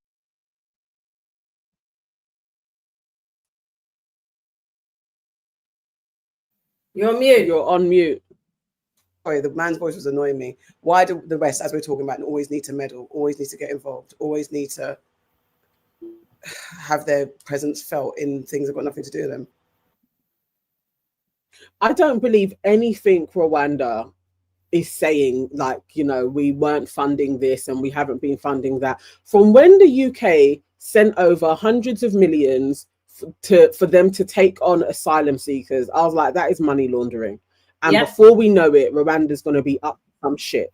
And then lo and behold, wasn't that just last year when they abandoned that and Rwanda were like, well, you're not getting your money back. So an influx of money comes in, and then Congo were like, yeah, Rwanda's rebel army are coming in and are taking over. Where did that money go? I have no doubt it went on weapons. Exactly. Like the UK definitely has some part to play in this. I'm not surprised they're getting rid of Belgium. I always thought we don't know why there was Brexit. We truly don't know why they did a Brexit, but the UK knows why. They will do some little skullduggery shit to the Europeans in some way and then align themselves, like they just wanted to be apart from Europe. So the UK are at play here. The British people are doing some shit, and definitely from Brexit down, they knew we have to remove ourselves from Europe for some reason. They know what's going on.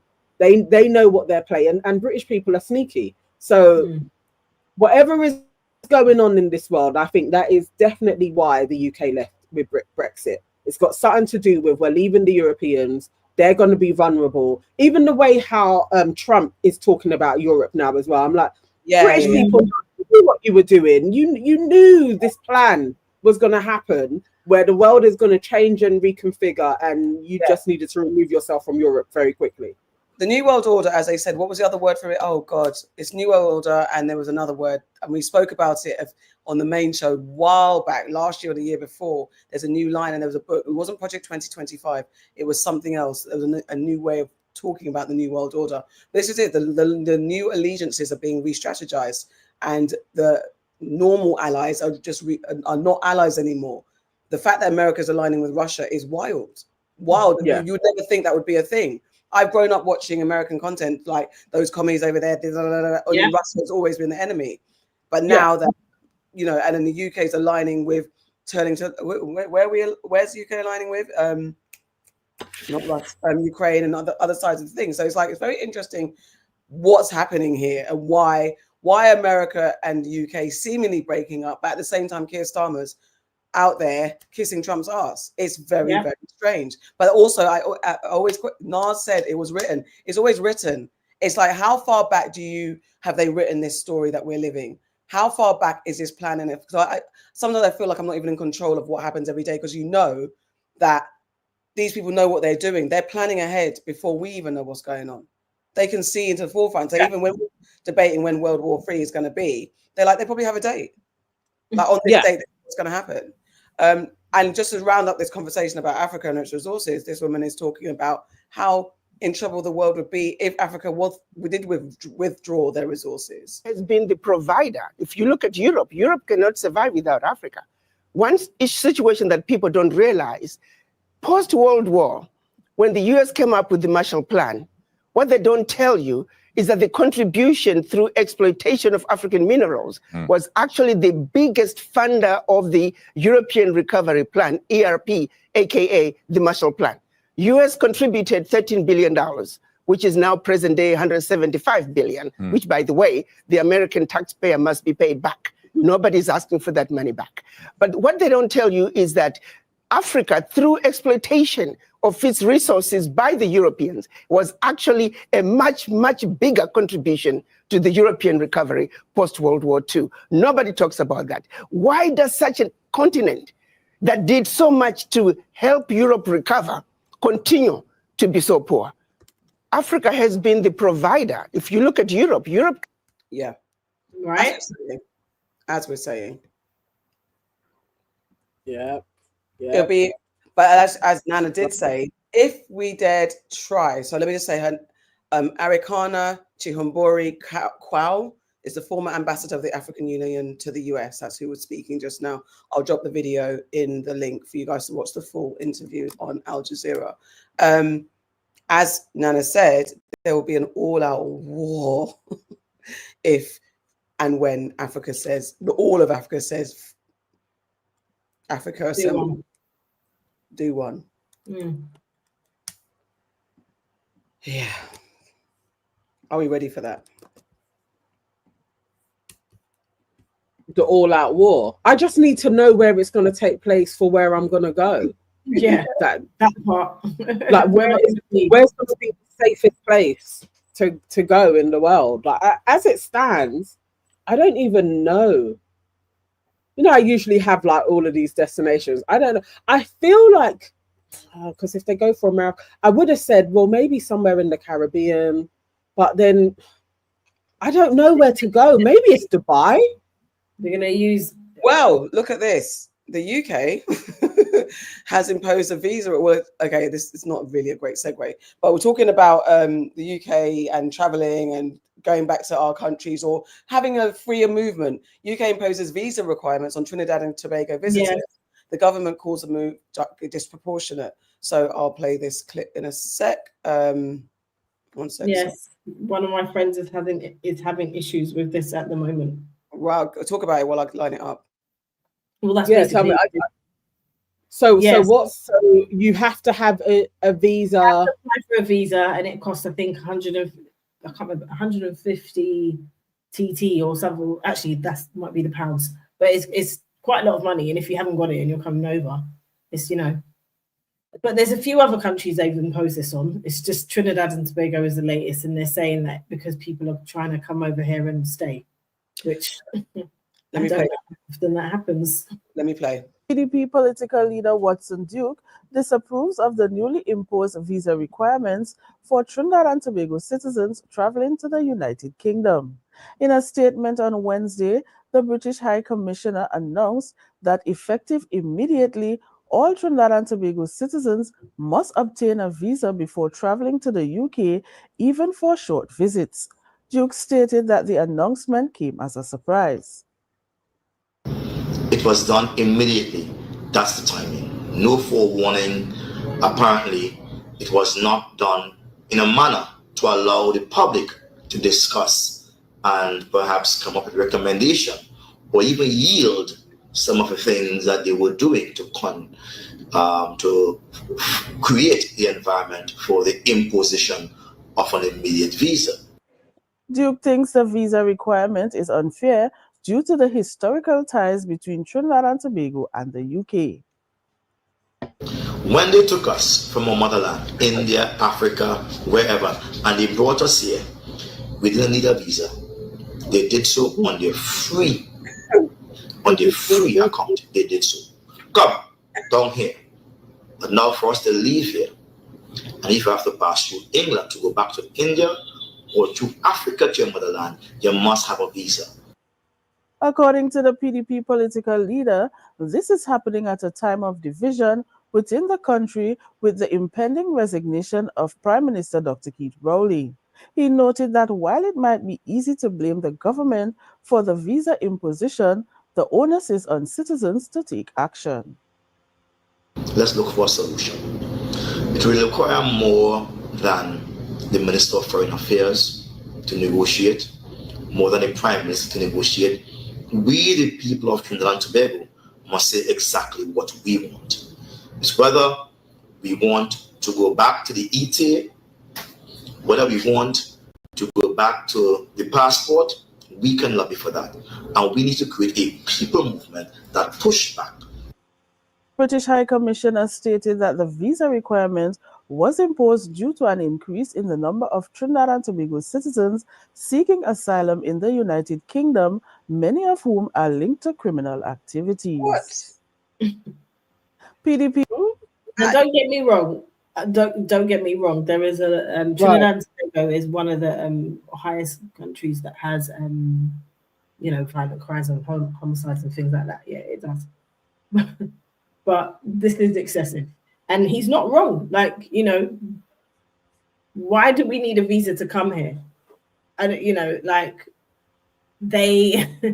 lot of Trinidadians came over in the Windwash time, and they had British passports, and then they had to apply. We've spoken about this. Then their British passport became null and void, and they had to apply for citizenships. But now all of a sudden they want them to do visa. But it's not just Trinidad and Tobago. It's happening to a lot of countries in the Caribbean. I thought they were going to give us a reason why the UK, other than this immigration thing, why they had imposed this. I guess for visas, is it split 50-50, or do you? I always felt like for Ghana, I always felt like the visa thing was literally a money grab, but I didn't think about it like actually. So some of that money obviously goes to the UK, yeah, and then the Ghanaian government gets some as well. Okay. Okay. So somehow some fraction has made a deal that we are going to start making money from our citizens, in a sense, the British government and Trinidad and Tobago. It's going to be the British government. Trinidad and Tobago, it's the British government that would get the money for the visas. Just like when you're over here and you apply for certain visas or permits, should I say, like the money goes to the British government. I would assume, because it ain't going to go back into the Trinidadian government. How are they making money from that? I'm trying to find out. Yeah, me too. Yeah, I always presumed the majority was going to Ghana, because for the longest time that's where we would go and sort out our visa. It was in the Ghana embassies.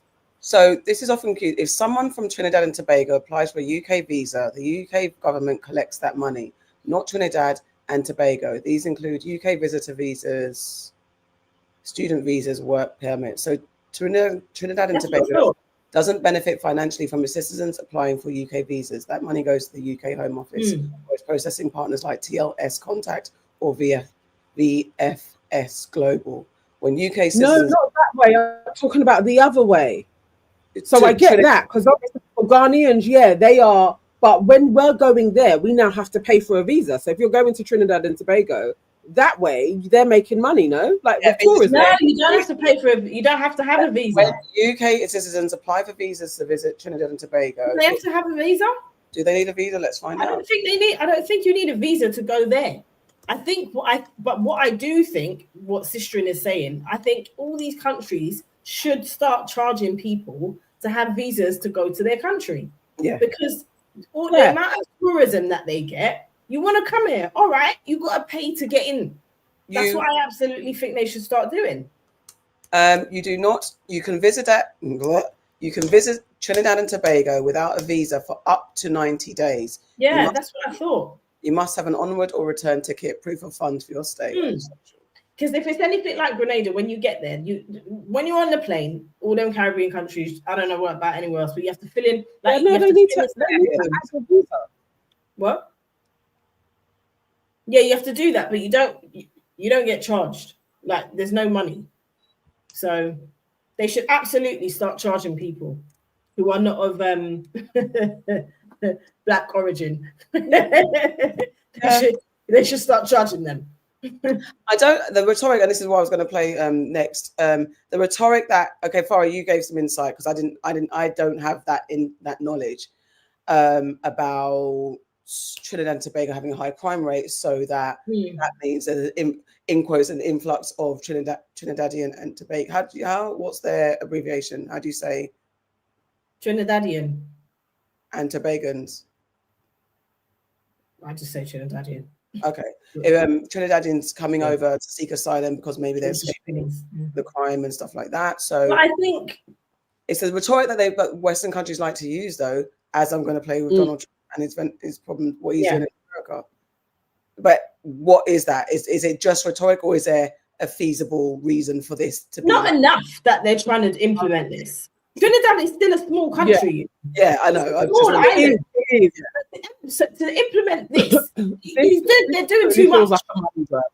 Yeah. Yeah. Because even the fact that I was like, how many? 2? like how many people are yeah, exactly. I was kind of chuckling in there when they said that as an excuse, but it's something that they like to use. And this is what Trump's doing in America with Venezuelans being deported just en masse and just sweeping up anyone that has that kind of ethnicity to go and then dumping them in an El Salvador prison. Follow up to our top story last night, the Trump administration deporting a Venezuelan asylum seeker who has no criminal record and who his family says is not a gang member. It is believed he is now in a notoriously dangerous prison in El Salvador. After our story aired last night, we heard from an attorney who has tracked at least 44 Venezuelan migrants with no criminal records in the United States or their home country. She says they too were among the 238 Venezuelans deported to El Salvador aboard 3 planes and now in that prison. CBS News has obtained the names of all the men deported. The White House insists they were all criminals, members of a Venezuelan gang. But that is in dispute. Nancy Cordes is at the White House with more on this story. Nancy? John, good evening. And this is the internal government list of all the men who were placed on those controversial deportation flights to the Salvadoran prison. Trump officials refuse to release the list, saying the men are dangerous terrorists. But lawyers for the men say they are being denied due process and risk being locked up for life.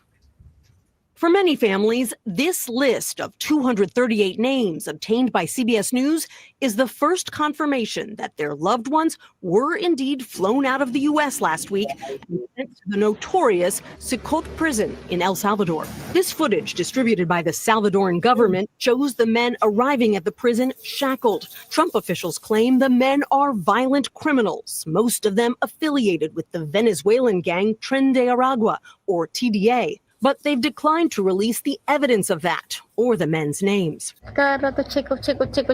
keep checking, and nothing. Our colleague Lilia Luciano visited yesterday with Yohani Sanchez, who says she's been scouring prison video trying to make out if one of the men is her husband, a 26-year-old barber who came to the U.S. 2 years ago seeking asylum. He was detained during a routine check-in with ICE last month.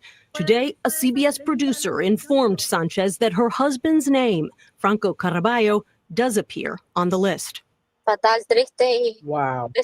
She told us she feels terrible, sad, and desperate. And that her 4-year-old daughter doesn't stop asking about her father, whose deportation order confirms he has no criminal record in the U.S., and Venezuelan authorities say he has no record there either. Why do you think someone like that should be sent to a maximum security I'm sorry, prison? I'm confused by the question. Is it your position that a member of Tren de Aragua who is in our United States illegally should be allowed to commit crimes limitlessly until such time as that individual is incarcerated? But again, there's no public evidence right now that he is a gang member. And tonight, a U.S. district judge is expressing frustration that U.S. officials are withholding information from him as well. He said the 6-paragraph filing they submitted today was, quote, woefully insufficient, and that the government has evaded its obligations to answer his questions about these deportation flights. Nancy, why does the White House feel they need to keep the names on that list such a secret? Maurice, they say the president has the right under wartime laws to deport foreigners without any due process, no questions asked. And they say that disclosing operational information about this roundup could jeopardize their ability to fight terrorist organizations. But the judge has given them the option to submit this information under seal to him alone. Okay, Nancy Cordes at the White House. It's so wild. Wow. What's going on over there. Yeah. Wow. So it isn't just Venezuela. I saw a list. I think you may have it on the top. There's a few other countries. Nicaragua is in there as well. Yeah, but it's like almost it's over 500,000 people who is now are being like there. So if either they were in the process of, or they had kind of marginal kind of you could stay while we're doing the processing. He is now removed all of their rights to remain to now, like, you know, if you come in contact with ICE, you could be rounded up. That's people who have been married, who have paid their money. You know, nothing is cheap when you're going through the immigration process. The process is a lot. It's the thing is, I remember, and somebody who is better versed in history, I will spend more time next week to talk about it further. But I definitely remember in Germany, when they first started doing the rounding up of Jewish people, it was that was what they started off with. It was under immigration. It was literally like they were illegals. It started that way. And so you got the country being like you had to remove the illegals, like this was okay. And then we know where it ended up. But this is how fascism starts. It gets people to think we are being overrun by illegals. They're taking all of our jobs. But actually, you start just removing folks who you're like, we can pick them off first. They could remove anybody's citizenship. They'll just make up reasons. They've been doing that. They've been doing that. I mean, they rounded up the Muslim man the other day who has a green card. They arrested him, and it was because he had been at a protest, which was against Trump. A girl the other day, I forget her name, I'll find it in a minute, but she fled to Canada because they were telling her they were going to round her up because she'd been putting things on her Instagram. They are now checking everybody's social media accounts as they come back into the country. They are. It doesn't matter if you're a citizen anymore. Yeah. If you are opposed to the Trump regime, they're clapping you. This is their tier system, their warning system. So the red countries are absolutely banned: Afghanistan, Bhutan, Cuba, Iran, Libya, North Korea, Somalia, Sudan, Syria, Venezuela, Yemen. No one of, everyone's brown or of color. Visas restricted: Belarus, Eritrea, Haiti, Laos, Myanmar, Pakistan, Russia, Sierra Leone, South Sudan, Turkmenistan. A whole Sierra Leone. A whole Sierra Leone. 60 days to review, and if they don't fix their shit, which obviously, how can you in 60 days? Angola, Antigua and Barbuda, Benin, Burkina Faso, Cambodia, Cameroon, Cape Verde, Chad, Republic of Congo, Democratic Republic of Congo, Dominica, what have they done? Equatorial Guinea, Gambia, Liberia, Malawi, Mali, Mauritania, St. Kitts and Nevis, St. Lucia, Sao Tome and Principe, Vanuatu, and Zimbabwe. What have these countries done? But this is the thing. I mean, look. Crazy. But Russia, you just need a visa. You just need a visa if you're from Russia. Visas restricted. I know. But why is Russia not on the red list? Yeah, why? Surely Russia should be on the red list. No. How are they not on the red list? Yeah. But I'm really intrigued. But Dominica, St.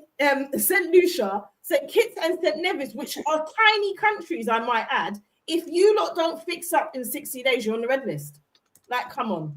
Didn't Dominica say, didn't he want to send people to Dominica and they said Grenada. no? And they said it was Grenada. It was Grenada. No, I'm sure after we did the Grenada one, I'm sure I saw he had moved on to another. I think if you can see which one, there's a few he'd been countries asking who've other been people. trying to do it too. I'm surprised Grenada's not on there, to be honest with you, considering they bombed them as well in the 80s. Let's not forget that. I'm surprised Grenada's not on there. That's wild. Like, he's actually going mad. But I really do wonder, though, for Americans on the ground, are you guys terrified? Like, what is the, because I've been trailing through trying to find news, like, from people on the ground, and all I'm getting is like TikTokers, and I just don't know how authentic that is. Like, sometimes I feel like people are just, you're just saying things for clicks. I don't know if it's really real. Like, what is the feeling on the ground? Something that I saw, I'm just Googling, apparently Sierra Leonean government was not accepting or delaying the return of its citizens who had been ordered deported. So it's that type of thing. If you're not getting your people or taking them back, it's weird. So it's basically just all of the, if you're not complying with us, when we contact your country, if your government is saying any shit of a, no, we're not doing that, this is what we're going to do to you. Yeah. So he's doing this to citizens, right? But then he's telling South African white people that come here. Over here. Yeah. Come over, you'll be safe. Listen, I saw a story of he managed to get 1,000. It was 1,000 applications for this 5 million. You know, he's selling off American citizenship. There was 1,000 applications from billionaires prepared to pay the 5 million for citizenship in America. Basically, that's what he's going to do. That's what I would be scared of. Like, if you get enough people that are like, I'm going to pay for my citizenship. And then obviously, after a while, he's going to be like, we can just get rid of the poor. Yeah. Like, we can just make it criminal for doing this job. We can just criminalize them and then send them somewhere else. I would be thinking that it's not impossible that this could take place. Really and truly. If you want to just go for a few people, what they're saying. Oh yeah, go on. Sorry, let me stop presenting for a second. Pull up some comments. What are you seeing in there? Purple Love says it's terrifying. Nico says absolutely terrified. Stephanie, it's scary. It is. Salt of the Earth says don't be terrified. This is not new. There is that thing. It's not new. It's new for us living in this time, and as you referenced, Nazi moment in the 40s, we are reliving this new. They're drawing from Hitler's diary. It looks like to. So it's like so we're living what we've heard in the past. Now, it's not new, but it's what is new for us in this extreme way. I don't think we've seen this rapid advancement. As we said, the New World Order is rapidly coming to fruition. All the things that we've spoken about and has maybe been in the distant future is kind of happening now. The only thing that keeps you a bit like, because you never really know how far it's going to go. I saw a lot of stuff about World War III when Trump made those comments to Zelensky when he was bullying him at the White House, and he was like threatening, like if you don't comply, it's going to be World War III. And he's talking Billy Big Bollocks, like, World War III is imminent. I don't want it to happen, but it could happen. Who knows? Throwing those words out like it's so casual to say. No world leader needs to casually throw around the fear that everyone's like, when is World War III going to happen? And it's really mad that we're even sitting in a world where, because we've had World War I, World War II, people are like just counting down to, well, obviously we need a World War III. But it's also understanding, what will World War III be? Will it be straight nuclear? Will it be digital? And I do believe it's going. We all know it's going to be a digital attack. We know that what's going to blow out is our access to the information. What's going to blow out is our access to everything that we're depending on. Our phones one day might just shut off. And what the fuck are we going to do? That's how the first part of World War III will start. And people do kind of say that maybe COVID was a tester to see how people behave and comply with rules and regulations. And then it's whether or not they want to start going nuclear with it and start dropping things, the nuclear bombs. Because that's dropping bombs just willy-nilly it's going to be a little bit, but then it's who's going to have the guts to drop a nuclear bomb and then really start taking the world out. But I think it's going to be a digital online attack first. But this is the problem with nuclear weapons anyway, because it's always the Western world who are, well, mostly America as well, who are so incensed by anybody having nuclear weapons that isn't their ally. They're so incensed by it, but it's them that have used it, and it's who's likely to use it. they're likely to use it. Oh, do you think so, Stephen A? Stephen A says we're not going to have World War III. Russians have a tiny fraction of what the USSR had. The nukes they have are old and likely will be shot down if attempted to use. That's an interesting perspective because Russia has built up such a spectre of themselves that Putin is like literally the biggest, baddest film hit enemy, the biggest, baddest Russia's wicked man that you could think of. Where are we over speaking him into power? Is he not that powerful? Does Russia really have all the nukes? I always assumed that they would have all of them. That's how it's spoken. I mean, America's got the most nukes. America's got the most, and they're the only ones that have ever actively used them. They've got the most. Unless, you know, I'm saying that. Who knows what people are doing behind closed doors, right? And that's part of the problem that, you know, people are trying to find out how many weapons people have got and what they're doing with them. And, you know, you have to be upfront and all this stuff and let people in and so they can do checks and stuff. Although there are countries in the world who have nuclear weapons, Israel being one of them, who've never been checked. So, and also the way they've controlled and North Korea as well. Like, I think, I don't think we're going to have, but I don't know, I still wouldn't put it past it, but I don't think we're going to have an all-out like bombing across the world type of war. I don't think that is going to take place. I definitely think there will be a cyber attack that could shut down countries. If anything, there is a war going on mentally anyway, that, you know, by all accounts is always being funded by Russia, China, whoever. Could literally just be the USA, who knows? Because I do think when they show the one person who has everybody fighting against each other and they just play sides, I think to stay as a superpower, you kind of got to do that. So America has been doing that anyway. As they say, we have been influencing countries for decades. And now we know that we are being influenced in our country. So there is a warfare going on. It's just how dramatic it's going to be for all of us that are just trying to flip and pay our bills and raise our kids. Like that's earlier on, somebody was asking, why is it that people considering going to the Arab nations? I don't particularly want to go to Dubai or anywhere else like that. I would like to go to Africa or to the Caribbean. But where do I go where I'm going to be the safest? That's what I think Black folk need to be thinking about. Like truly, not even just like, oh, I would like to migrate somewhere. Like actually, we may need to get out of the West because these guys are ready to kill themselves. So where are we deciding that we're going to go? Like how our parents and grandparents did a grand migration from somewhere. Maybe we are going to need to do a grand migration from the West. Or if you don't migrate, you do something like this community has done in America.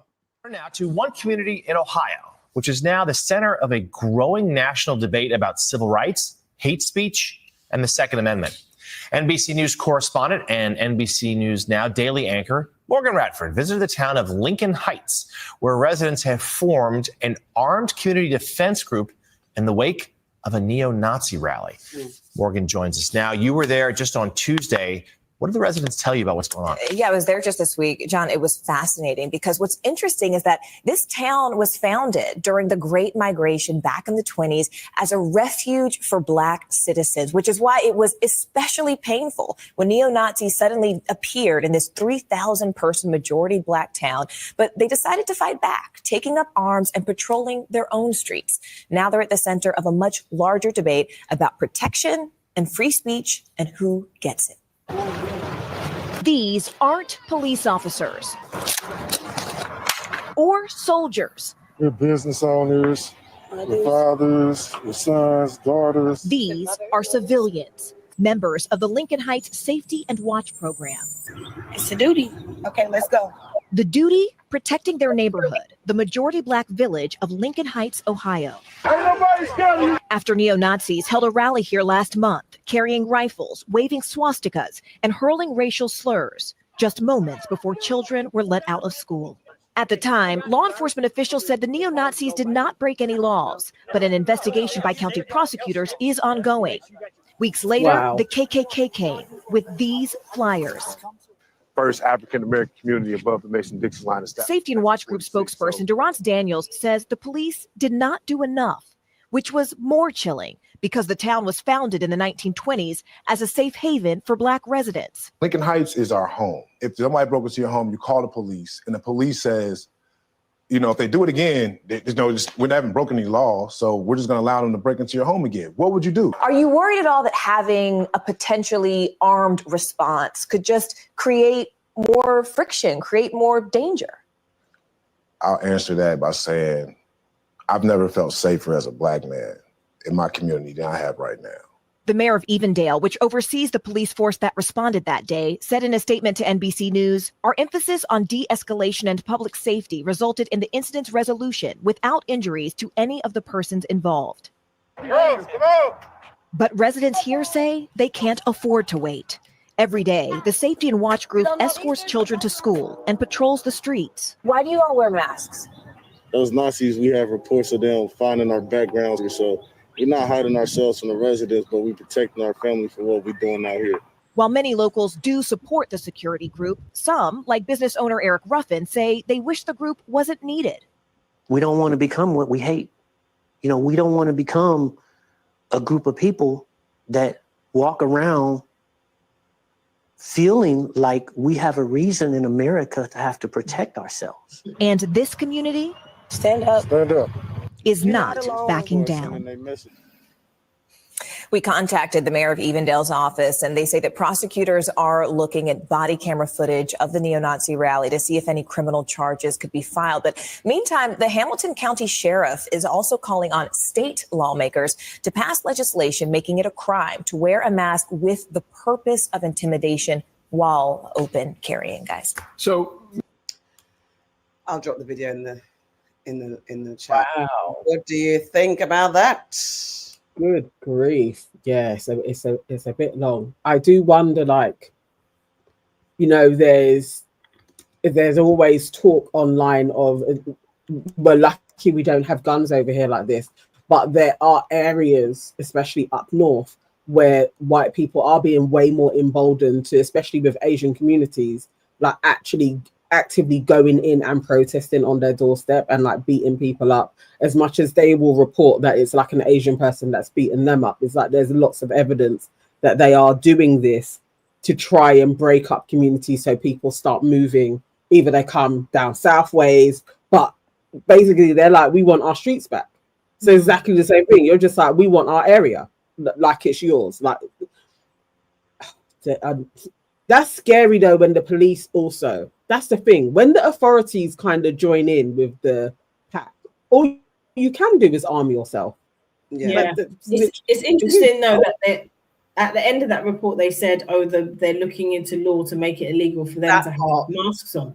Oh, so because the Black people have got masks on whilst they're protecting their community, all of a sudden you're going to make it illegal. But it wasn't illegal the other day, and you said they didn't do any wrong and it's fine, and you didn't arrest anybody, and you dispersed it without there being any violence and all this stuff, and you're looking into the body cam footage to see if anything was done. But now the problem is the Black people who are wearing masks to protect themselves. Okay then, all right then, focus on your focus, innit? All right, I get it. It's a strange one. It's a strange one that they always now need to find rules and laws just to. I would be, but again, because I don't know guns, I don't grow up. It's not my thing. It's not our thing in the UK. I wouldn't feel safe.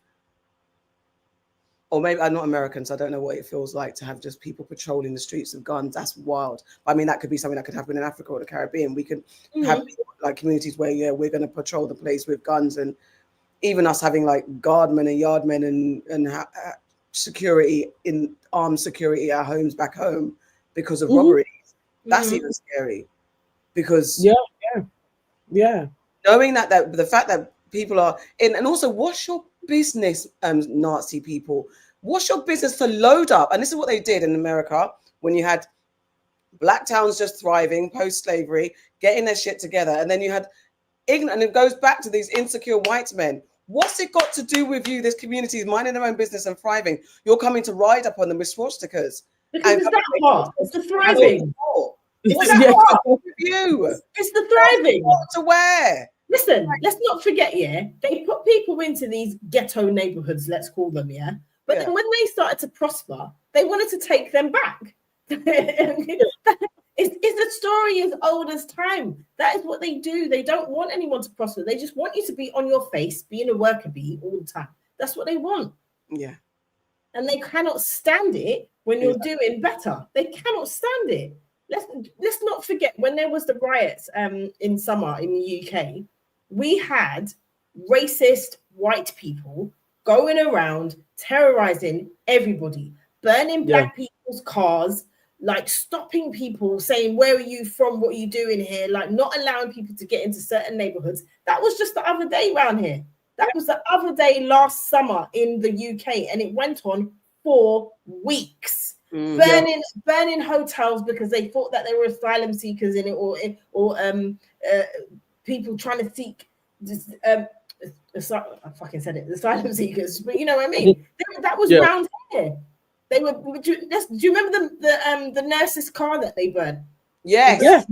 The car that they burnt his car. He was a carer looking after somebody, and they burnt his car because he was black.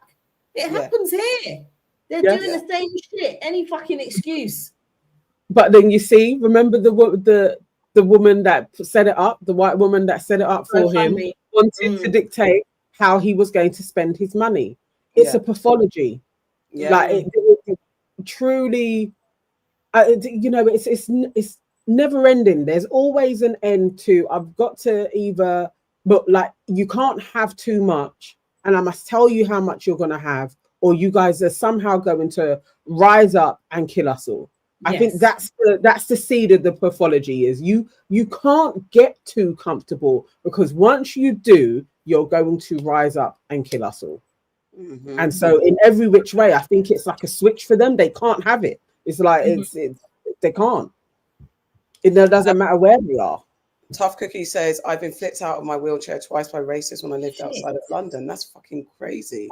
That's wild. And sorry you had to go through that. That's exactly awful. Very, very sorry. Oh and I think also just mentioning, just to touch on the point that Tough Cookie made, she said that they said that actually navigating, where does someone in a wheelchair go? Someone who's alternatively abled, where do they go when we're talking about going back home? Because actually a lot of our back home places are not up to date with accessibility for people who don't have the ability to walk or the ability to navigate without aid or support. Yeah. So that we have to bear that. That's also extremely prejudiced as well. So aside from just accessibility issues, just how people would treat you is another space altogether to navigate, to actually, especially, and coming from here and having that thing of you're already a foreigner when you go back home.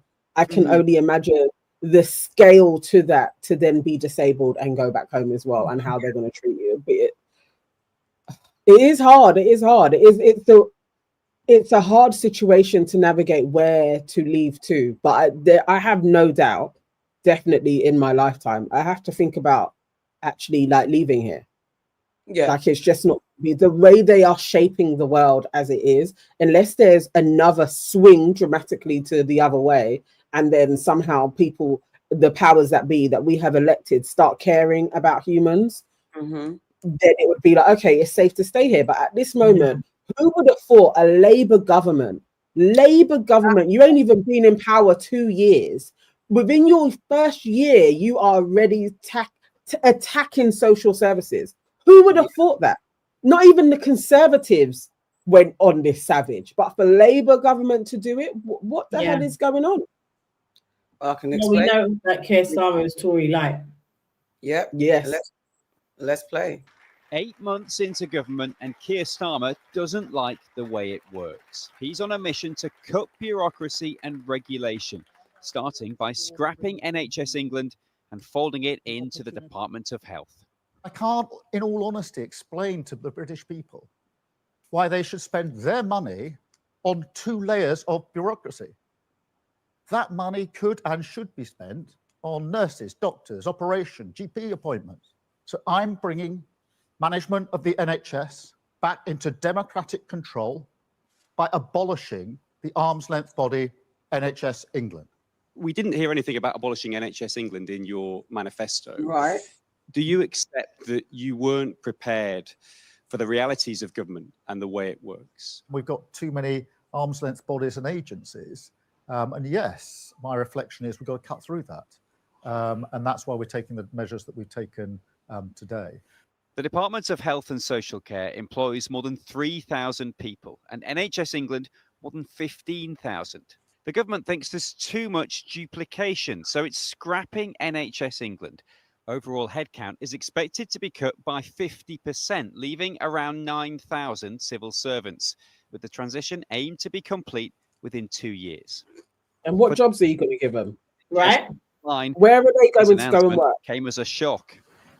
One of the things that we always talk about in the NHS is communication. It's key, and you have to have people on board to be able to make it successful. Otherwise, it feels like it's top down again, and that's where it goes wrong. The Conservatives and Liberal Democrats both broadly welcome today's change, but unions say it's shambolic.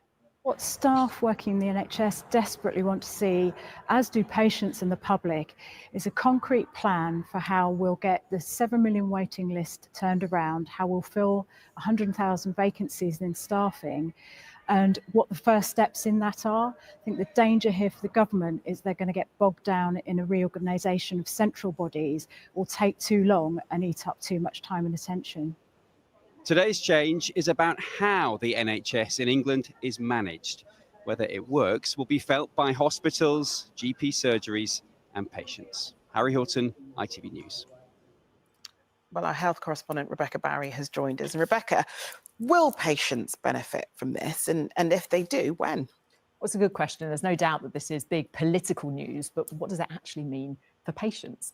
NHS England was set up back in 2012 under the coalition government to create a sort of arm's length body that was operationally independent from politicians. But a recent review of the health service described that top-down reorganisation as disastrous. It said it was a calamity.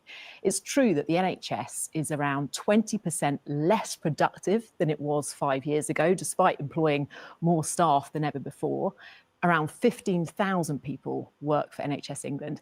And obviously this will be a really worrying time for them. Around half of those jobs will go. It's thought it will save an extra £500 million a year, which the government promises will go back to frontline NHS services. And I think most people will simply want to know, will this make it easier for me to get a GP appointment, see an NHS dentist? Look, the government has delivered on some of its promises so far.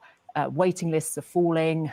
They ended the doctors' strikes, an extra 2 million appointments. But this is a really bold move. And some people fear that such a major reorganisation just risks distracting staff from their number one priority, which is, of course, improving patient care. What do you say to that, family? You know what? That the health reporter told us nothing. She didn't even answer the question. Is this going to be helpful? Yay or nay? She didn't answer the question. And I think from everything I've seen, there hasn't been an answer. And what I care about is when they talk about slashing things, you're talking about, it's like it's done like as if you're only providing half of a cake. That's 9,000 people's jobs. This is people that had a job who aren't going to have a job. Are they going to be able to find a job somewhere else? Because that's what we need to be caring about, is actually people and their jobs. The reason why the NHS generally is failing is it can be bureaucracy, but it's also paying people effectively and staff morale. When you're in a hospital, everybody looks stressed, overworked, and they don't have the resources. Now, is cutting 9,000 jobs going to provide on an A&E more resources? If you can tell me yes, then I'd back it. If it ain't going to go that way, you're just giving this to private firms, or somehow you're going to be like, oh, we tried that, it didn't really work, and then you're going to bring in something else, which is generally what happens. I don't trust this man at all. I feel like this is a money grab somehow. I think he is going to roll out this privatization that the Conservatives have always wanted to do. Somehow Keir is going to make it happen. So I don't trust him at all. And especially have you noticed how he looks lately? Have you noticed that? Have you noticed that now he's like rolling up his sleeves and not wearing a tie and like the hard, trying to look like he's a grafter and like he's down with the people. Like that's how he's trying to look lately. Like we're trying to remove himself from the stir title. I do not trust that man as far as I can throw him. I don't. I don't trust him, but people in the comment streets down here are saying like, well, what does NHS England do? And I think it's back to like, you can announce all these cuts and do what you're doing, but then is it going to make a difference? We all know people that work in the NHS and know the NHS is on its fucking knees. And I don't understand how people can't just, look, there we go. S. Charles says, I'm a resident doctor. I don't think it will change anything. They're just moving chess pieces down to save money. And that is what they always say. They got money for wars but can't feed the poor. That is what what always happens. They can find. I don't understand why we need to do cuts when you lot manage to find. You don't cut our resources. They don't cut their fucking wages though, do they? You don't cut your wages. You don't do anything. And then this is where when we're here now wondering what MrBeast is doing. What the hell is our government doing? Why is the government doing all of this? Just to read some contradictions. Labour's plan to abolish NHS England contradicts its usual policies in several ways. NHS autonomy. Labour has historically backed NHS independence to prevent political interference, yet this move places the NHS under direct government control. Public sector jobs. The party has criticised past Conservative job cuts, but now plans to, as you've heard, eliminate 9k administrative roles. Decentralisation. Labour supports regional decision-making, yet this reform increases ministerial control. The party has opposed past NHS reforms that weaken accountability, yet dissolving NHS England removes a key oversight body. And Labour has opposed Conservative-led cuts to public bodies, yet this move mirrors Tory rhetoric on bureaucracy. We've been long saying he's acting like a Conservative. And this is so, as when we're talking about America, sneezing and the UK getting a cold. America, what is Trump doing? Cutting all the federal jobs. This is what taking shit back. Trying to pretend that they're looking at we're saving money to stop all this wasteful resource. Yeah, there probably are wasteful resources. Maybe one or two people can have their jobs reassessed and realigned, and let's look at whether you're doing your job or not. But does it mean that it has to go this way? So far contradictory to what Labour stands for, what it means. This is a problem. The centralisation of the government, where we complain about a two-party system, it looks like we're moving to a one-party system, but we can't even trust any type of side because we just don't know how long they're going to pretend to be on our side or be for the people. Because whenever they when they feel like they're struggling, they turn Conservative and right-wing. What about the other cuts that he's done lately? Talk about them. Yes. Yeah, the social security ones, because the NHS, the social security, I actually think they're both as important, but we don't know specifically how this is going to affect the NHS. But the social security actually targeting disabled people and how they apply, like, so when my sister-in-law was having to do her papers, it's so intense and stressful. It's literally a book. Like, it's to actually even be framing it like there's a whole load of people that are like scamming the system for disability allowance. Always do a lie.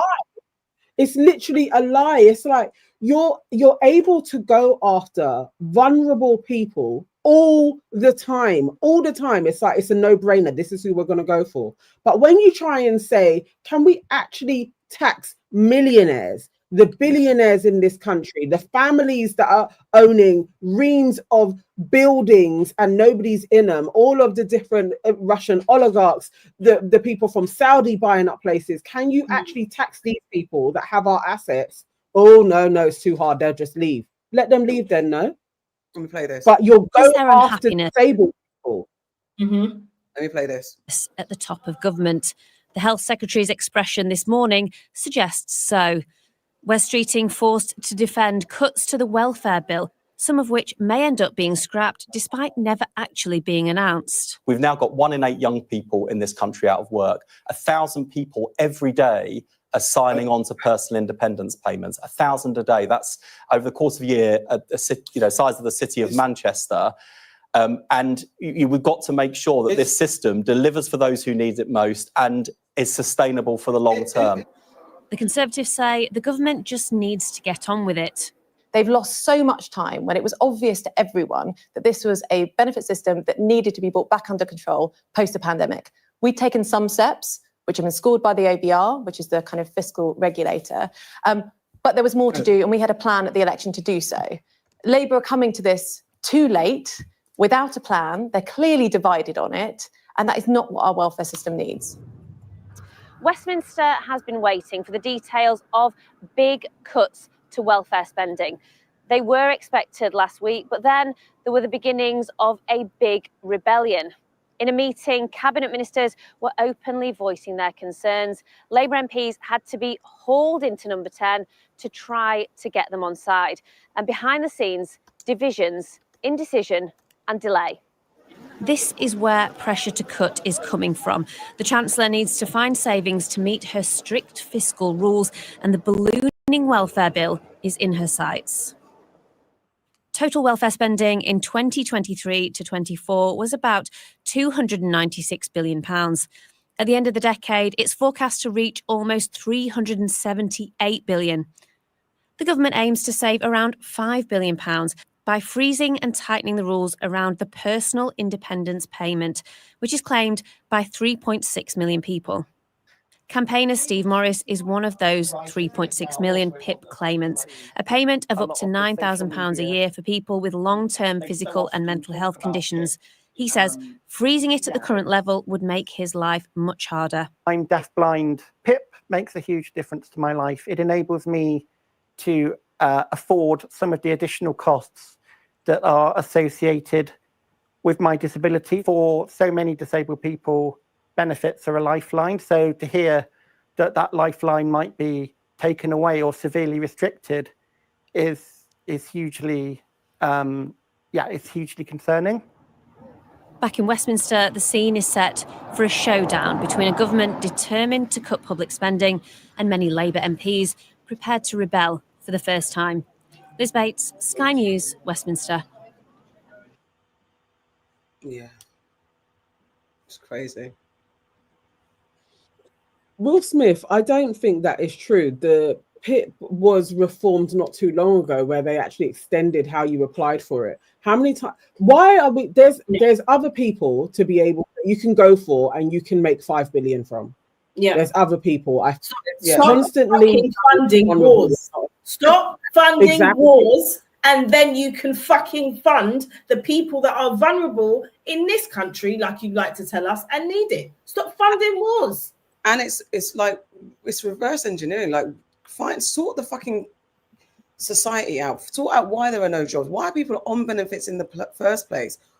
Then you can then start adding cuts. If you feel like you've fixed the country and addressed the issues, the poverty, the lack of jobs, where there is real true waste. This percentages, minor percentages, are not the true account of them. I mean, the thing is, it's the level of tax as well, isn't it? It is the level that the people who are, the tax in this country is set up for the 1%. Those are the people that benefit from it.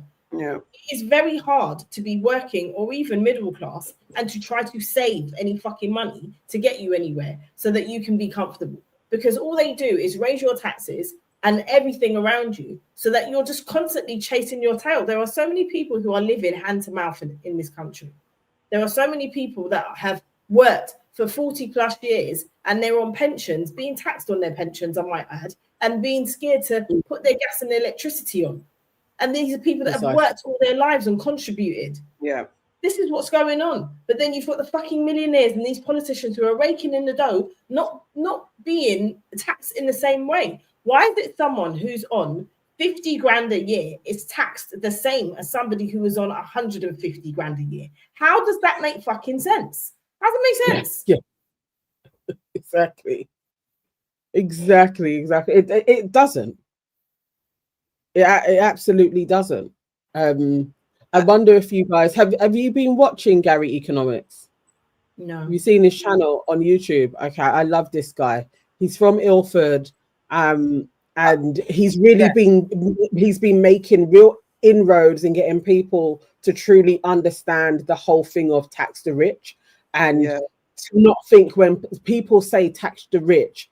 I think there are loads of normal people who that are like, well, that could be me. Like, I'm aiming to be rich, but he's not talking about getting to 100K. He is literally talking about like taxing people who have more than 10 million and only taxing them at maybe 2 or 3%, because that seems to be like an easy way that you could at least try. It's not easy.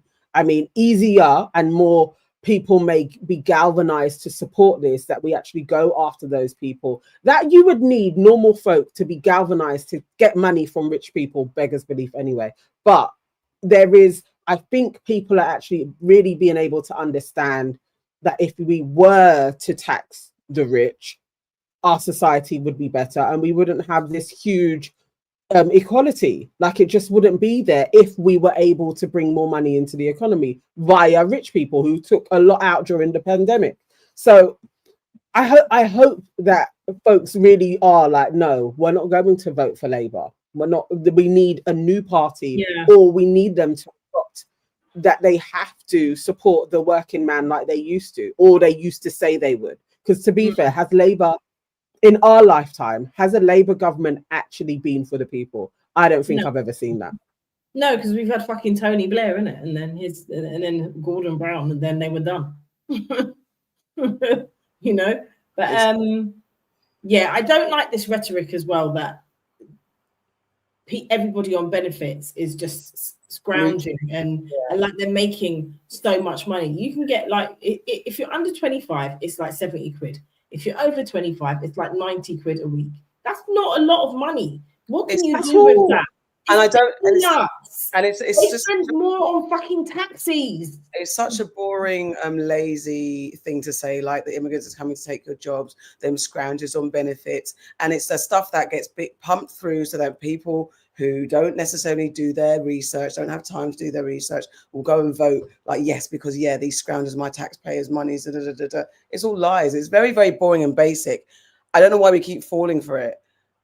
I don't know why. And this is along the lines about taxing. It's a little bit slightly lighter, but it's also interesting. The rise in where we first had American candy stores. Now there's Harry Potter stores. Again, it's about tax. Candy shops are being replaced by Harry Potter stores on London's Oxford Street. There were previously numerous inquests into how 21 American candy stores, which seemed to be empty most of the time, were making enough money to sustain rents of up to £50,000 per month. However, now London's most famous shopping district is seeing a huge rise in these Harry Potter stores. These stores would need to be clearing a minimum of £100,000 per month to be profitable, considering rent and business rates. Let me know your thoughts in the comments, and as always, follow for more. What do you guys think about that? Is it real? Is it this money laundering? That's what everyone said. There's money laundering, it's tax evasion, it's all that type of stuff. Scam. Yeah. Of course, that's a scam. That's a scam. Of course it is. Always something. Yeah. Of course, it's money laundering, and they want to be careful they don't get sued by Warner Brothers. I mean, and that's the thing. Like, I mean, when you go to the American, we talked about it before, American candy stores where sweets are like £80 for a little bit of sweets, just because they come in from or supposedly coming from America. It is very wild, but it's also again, there's an agreement somewhere with somebody that these shops are still, and then you're talking about you want to cut benefits to people who really need it, and try and pretend that there's a high percentage of scroungers when you've got literal rich scroungers who are in the country laundering, they're washing their money through fake front storefronts and not paying their proper dues and also doing illegal activities. Come on. And we're supposed to trust in this government. Like, why isn't Keir Starmer running on, we will get out these stores that are laundering their money in the country, all these empty high-class apartments that no one can live in, the average person can't live in, and yet no one who actually owns them or building them is living in them because they're washing their money or they're just reaping loads of money. They don't even maybe citizens in this country. Then you want to blame lower rung people. Come on. I talk amongst yourselves while I try and find another story to go to. Nico is saying you lot in the UK need to what? Did she freeze? Hang on. Oh, because I'm not looking at you guys. Nico. Oh yeah, no, I think I froze them. Can you hear me? No, we can hear you now. Oh, okay. Yeah, so she says you lot in the UK need to do like the Canadians and start boycotting American products. It will be very evident then. Haven't that already started? I mean, but what? I thought. Excuse me. What are products? What products? What are we boycotting, and what's the end goal? Just as a conversation.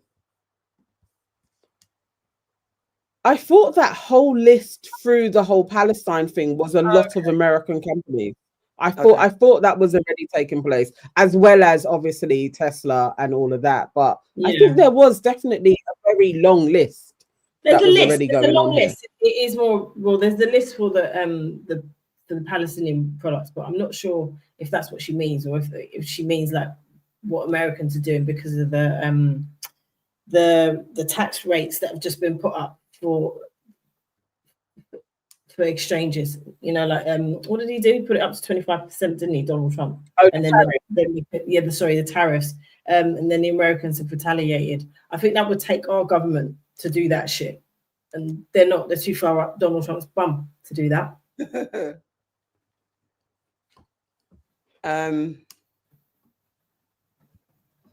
You have to continue to talk about it yourselves. Right, this going moving into the lighter heart of it. We've got to wrap up soon because bloody late. I said I wanted to be done by 10, and it is now nearly 11. Tomorrow's a work day. I just want to know: have you seen this before? I just was scrolling.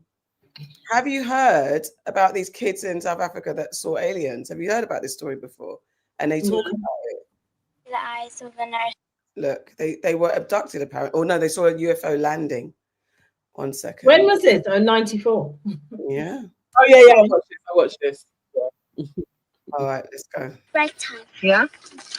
And then we saw something shiny, and we saw two people. They were in tight black suit, and they had big eyes and a small. We didn't actually see their nose. It was quite small, and their mouth was quite small as well. One of them was running in slow motion up across the ship, and the other one was standing beside the ship. Yeah, you made a drawing, huh? It looks like this? No, yeah, something like that.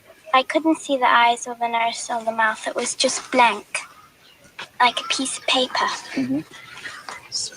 Well, when they came, I thought they were crazy. Was this the first thing you thought? I thought they were crazy, just coming to our school, just doing nothing. And all I something like silver coming down, and I said, "What must that be?" And everybody's crowding it. I must go crowd too. And then I went and I started crowding, and everybody. Then more people came and more, and then I said, "Hey, I can't see anymore. Come on, somebody, I'm short. Come on." And then I went to the front, and I started seeing more of them, and then I just ran away. The day before the spaceship came, my friends and I were sitting in the playground, and one of my friends, her name Emily, she looked up into the sky and she said, "Oh, there's a UFO." She said, and I looked at it and she said, "No, just kidding, it's an airplane." And we looked up, and I thought to myself, that can't be an airplane because it was very shiny. It looked kind of like a cigarette, you know. It was a long thing, and then on the end it was all shiny. And so I said, maybe it is a UFO. So we were all kind of like getting scared now. And then the day that it happened, then we started thinking, yeah, there must have been a UFO in the sky. Because my brother also saw it, but he's left the school now. Mm-hmm. It was sort of like a round shape, sort of like a... Okay, do you believe these kids? I do, because it's that same look. Yeah. It's the same look of the alien that you know, there is a particular phenotype that so many people are like, I've seen that alien type. Yeah. And it is the big black eyes, the translucent white skin, the nose that you think could be there, but it may just be a hole, and the tiniest mouth. It's like that alien has been seen numerous times. Yeah. So I believe him. I believe them, but I'm scared for them because they look like they're in a cult. I mean, it's like I don't understand. Let me give the backstory. On September 16, 1994, there was a UFO sighting outside Ruwa, Zimbabwe. 62 students at the aerial school, aged between 6 and 12, claimed that they saw one or more silver craft descend from the sky and land on a field near their school. One or more creatures dressed in all black then approached the children and telepathically communicated to them a message with an environmental theme. So what was the message? What was Hold the on. message? And where were the adults? Were these children just on their own? Where were the adults? Let me see if I can find, because there's chapters in this bit, but the UFO, no men. Let's see. What happens if you see something? Parents who, did you dream that? Was it fun? Describe it to your dad. Oh, I don't know. Doesn't it say what they said? No, I want to know like where the adults were. I'm going to play it. Well, I'm going to continue playing whilst I figure out if I can find something else. Go on. Plates with like two plates that were sort of like on top of each other. Then there was sort of like the hole, the hatch for it, and there was sort of like in between two trees. But you couldn't see that clearly, and it was just silver all over. And I didn't see any men or something like that.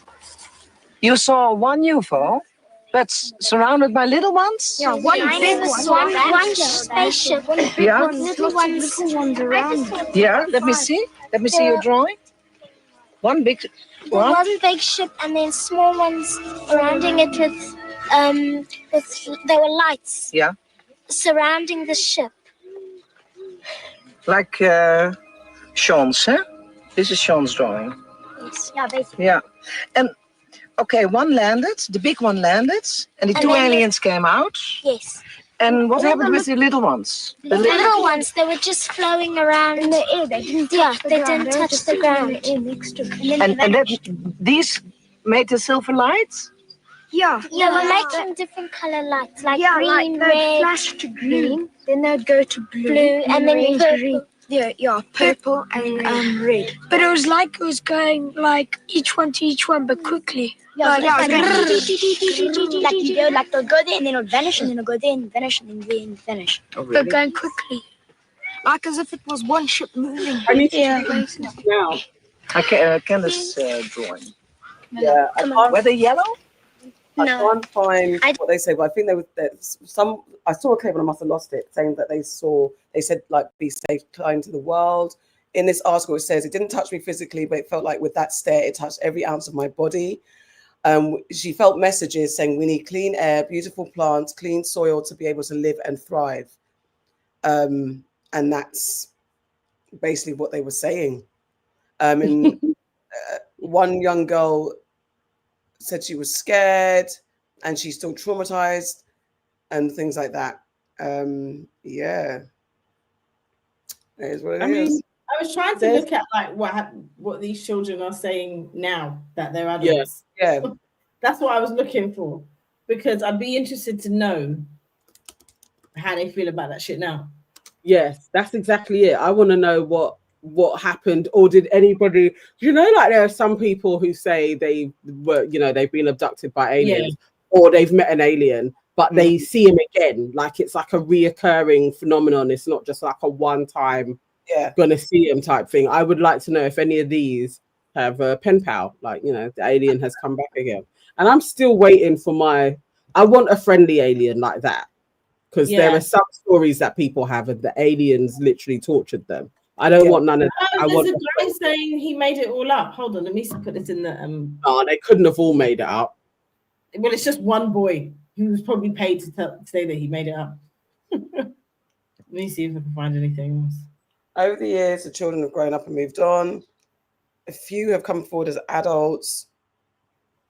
Emily Trim claiming the experience changed her life. Selma.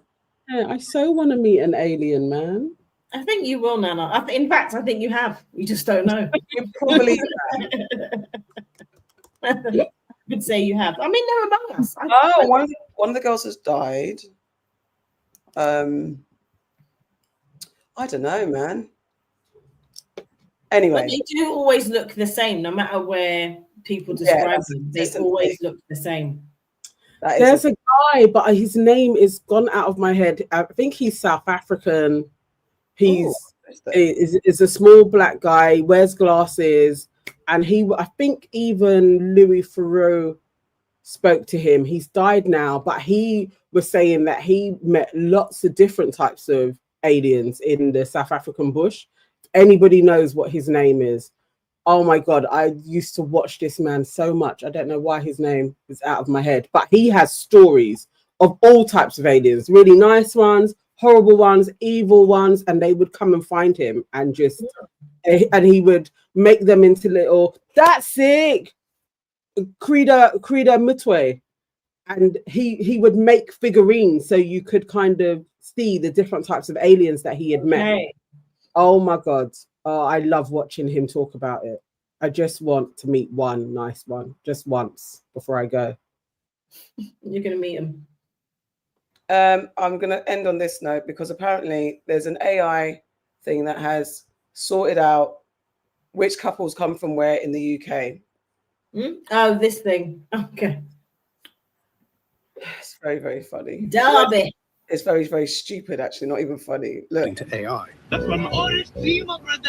That's what we say.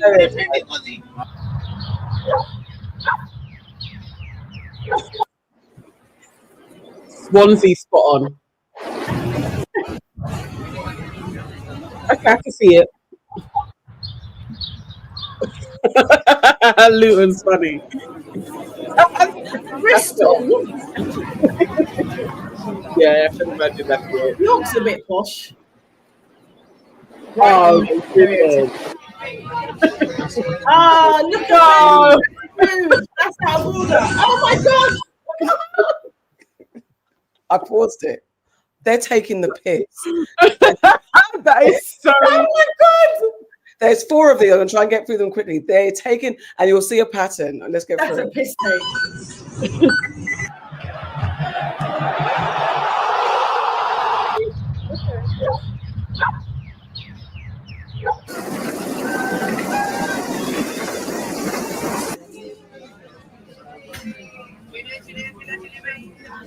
The most stereotypical couples. Right, that's one. I'm gonna. That's a liberty. It's a liberty. Hull is out of order. I haven't been to Hull. I don't think I've ever been to Hull. What is it like? I haven't been to Hull, but I bet it's not like that. That's a liberty. That's a liberty. Blackpool was tasty as well. Here's part 2. Here we go. Typical It's London again. According to AI. Part 2.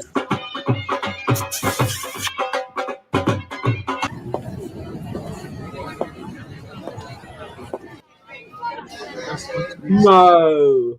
That is not. Slough, look, that's a liberty. Slough don't look like that. The streets lifted.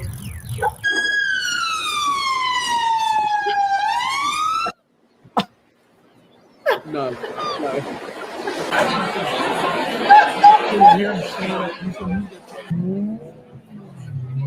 Milton Keynes. Okay. Manchester.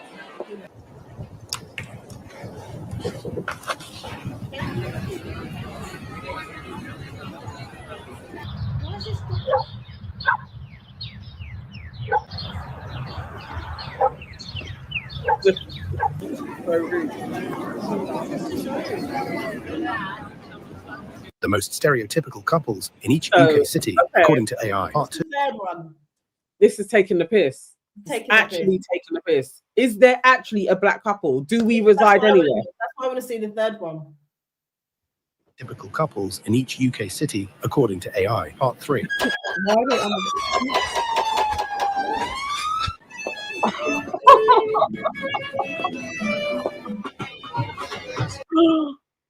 Why is there so much rubbish? Have you noticed that of the Asian ones, there's a lot of rubble and dirt in their country? Whoever did this is fucking out of order. Yeah. No, that's not. And then these ones are just around nature.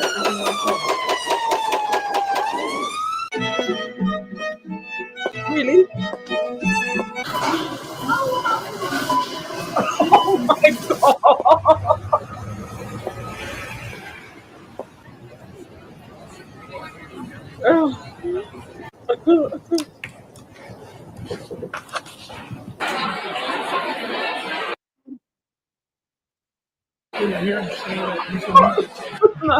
No. I guess that's Sunderland. Southampton, really? Glastonbury. The most stereo. Who made this shit? Oh no, that is out of order. Who made this shit? Nonsense. Absolute nonsense. Durham was out of order. Durham and Hull. Oh my god. No, that was clean nonsense. That was crazy. According There's more. 4. Why? And why is the Asian lady got no? Leave. Somerset. Why is Doncaster so dirty? Newcastle.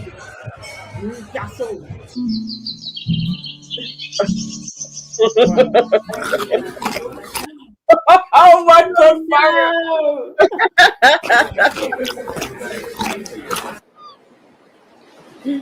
What the hell is going on?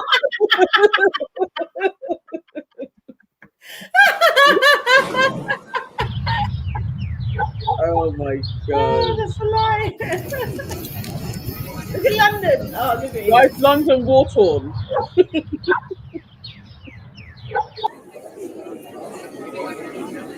That is absolutely not Cardiff.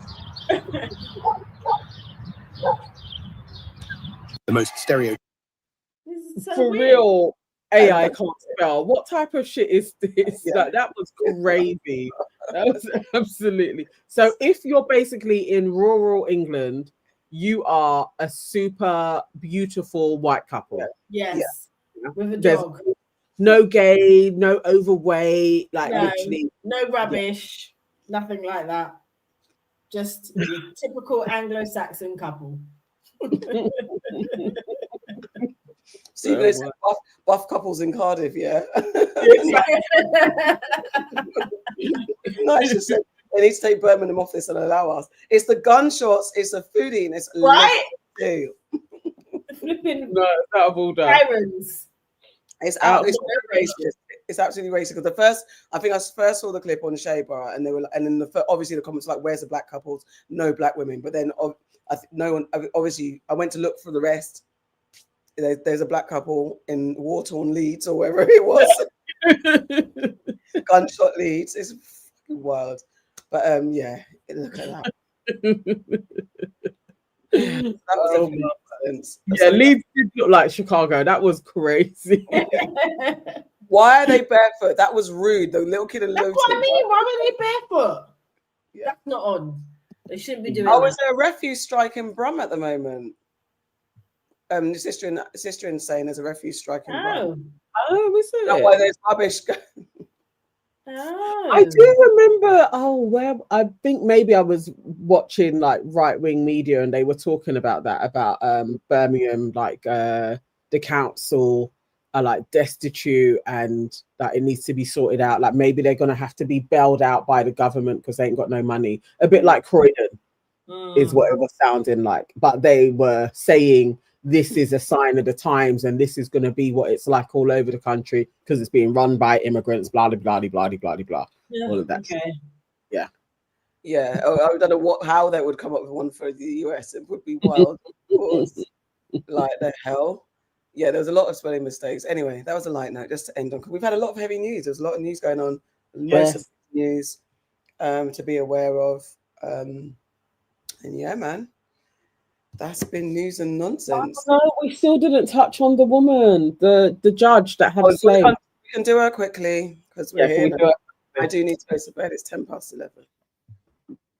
Talk amongst yourselves.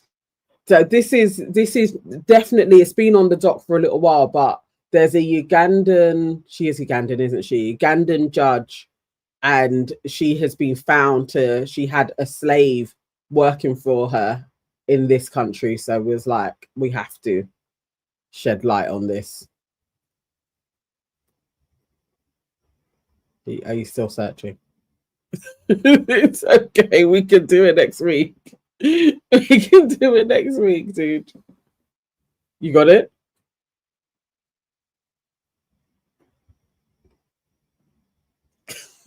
You're all right there. Yes, the judge that thought she had protection.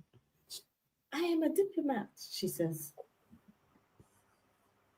So unfortunately, I'm going to have to now arrest you on suspicion of keeping somebody in slavery and servitude under the Modern Slavery Act. So you don't have to say anything, but it may harm your defence if you do not mention when questioned, something which later on in court, anything you do say may be used as evidence. All right. Sorry? I am a judge in my country. I even have immunity. I am not a criminal. You've got immunity in this country? Yes. I have a diplomatic passport. You're a diplomat? Yes. So we'll need to do that then. And then we'll need to speak to the embassy. If you are a diplomat. I came here as a student. I don't need her to work for me. I didn't come with her. She asked me because she has worked at my home before. She asked me. So unfortunately, I'm going to have to now arrest you on suspicion of keeping somebody in slavery and servitude under the Modern Slavery Act. So you don't have to say anything, but it may harm your defence if you do not mention when questioned, something which later on in court, anything you do say may be used as evidence. All right. Sorry? I am a judge in my country. I even have... Okay. No, she weren't even looking convincing, actually. No. Very guilty. I just don't understand what the hell, why she did this. So Linda Mugabe, a United Nations and Ugandan High Court judge, has been found guilty of forcing a woman to work as a slave in the UK. Prosecutor says Mugabe exploited her status, preventing the victim from finding paid employment while forcing her to work as maid and childcare provider for free. She was convicted of facilitating travel for exploitation, violating UK immigration law, and conspiracy to intimidate a witness. Mugabe, 49, claimed diplomatic immunity upon her arrest, insisting she was not a criminal. However, the UN waived her immunity, allowing her prosecution. She will be sentenced at Oxford Crown Court on May 2nd. Now, this is when an immigrant gives people a bad name. Jesus. She's been out. No, they were like, you can have her. Oh my word, it's peak for you, because people do some shit with their immunity. So they really do. She must have done some other stuff, or they was just like, we're sick and tired of that. You can have her. Either way, it's peak. Like, you know, it's peak for her. She's going down, mate. Get down. Get down. She's gonna do time. She's gonna get a big bird. Speaking of justice being served, just as we're wrapping up, it's a bit serious, but it's like justice being served. Remember we spoke about the Virginia couple that adopted those black kids? Oh, yes, indeed. They have been sentenced to very many years in 137, isn't it? In total. Throughout the trial and still here today, which makes my job a lot easier. And instead of apologizing today, because you never have said you're sorry, what you do was put on one of the most reprehensible, narcissistic defenses that I have ever seen in my years of trial work. And may God have mercy on your souls, because this court will not. Whoa. Please stand. Blistering words from Judge Mary Claire Akers as Jeannie Whitefeather and Donald Lane sentenced to decades in prison today, answering to their historic convictions last month of human trafficking and forced labor. Now, this was a case that stemmed from the October 2023 discovery of two teens locked in a shed in Sissonville and revealed years of abuse and neglect of 4 of their adopted Black children. Whitefeather was sentenced to a maximum of 215 years for human trafficking, forced child labor, civil rights violations, and child abuse and neglect. Her husband, Lance, was sentenced to 160 years max for similar charges. He was found not guilty on the civil rights violations and had fewer child abuse charges than Whitefeather. This was the first time in state history that human trafficking charges were ever brought on the state level. Prosecutors were able to prove to a jury that Whitefeather and Lance brought 5 adopted Black children to Sissonville in May of 2023 from Washington State, made them do manual labor, and neglected and abused them with physical punishment and a lack of basic necessities. This all while receiving adoption payments from the state of Minnesota. Kanawha County prosecutors holding a press conference this afternoon after securing the max sentence they were seeking. I am so grateful for the opportunity to work with the children in this case. They are so wonderful, so smart, so funny. They are going to do amazing things in this world, and I'm so grateful to be a part of getting some semblance of justice for them after they... Whitefeather and Lance have also been ordered to pay $280,000 each in restitution to the children.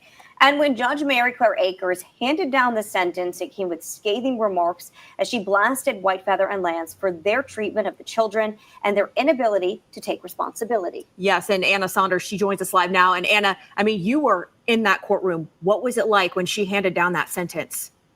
Well, Peyton, Gina, scathing is the right word for it. And it wasn't just Judge Akers who made her feelings known. The children victims in this case were there and faced Whitefeather and Lance.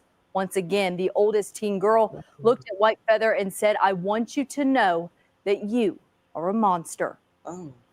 You brought these children to West Virginia, a place that I know is almost heaven, and you put them in hell. This court will now put you in yours. And may God have mercy on your souls, because this court will not. Please stand.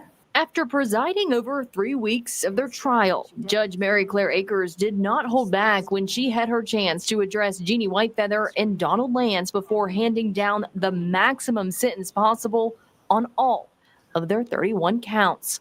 But before she did that, in this case, the 4 victims and even the 5th child who was considered the favorite all gave impact statements, both spoken and by letter. And while they don't bear physical scars, it is exactly right what said and the state said, that they will bear the psychological scars of what was done to them by you, Jeannie Whitefeather, and you, Donald Lance, for the rest of their lives. The children, who we did not film, all detailed the years of abuse and labor and what impact it has had on them today, both psychologically and emotionally.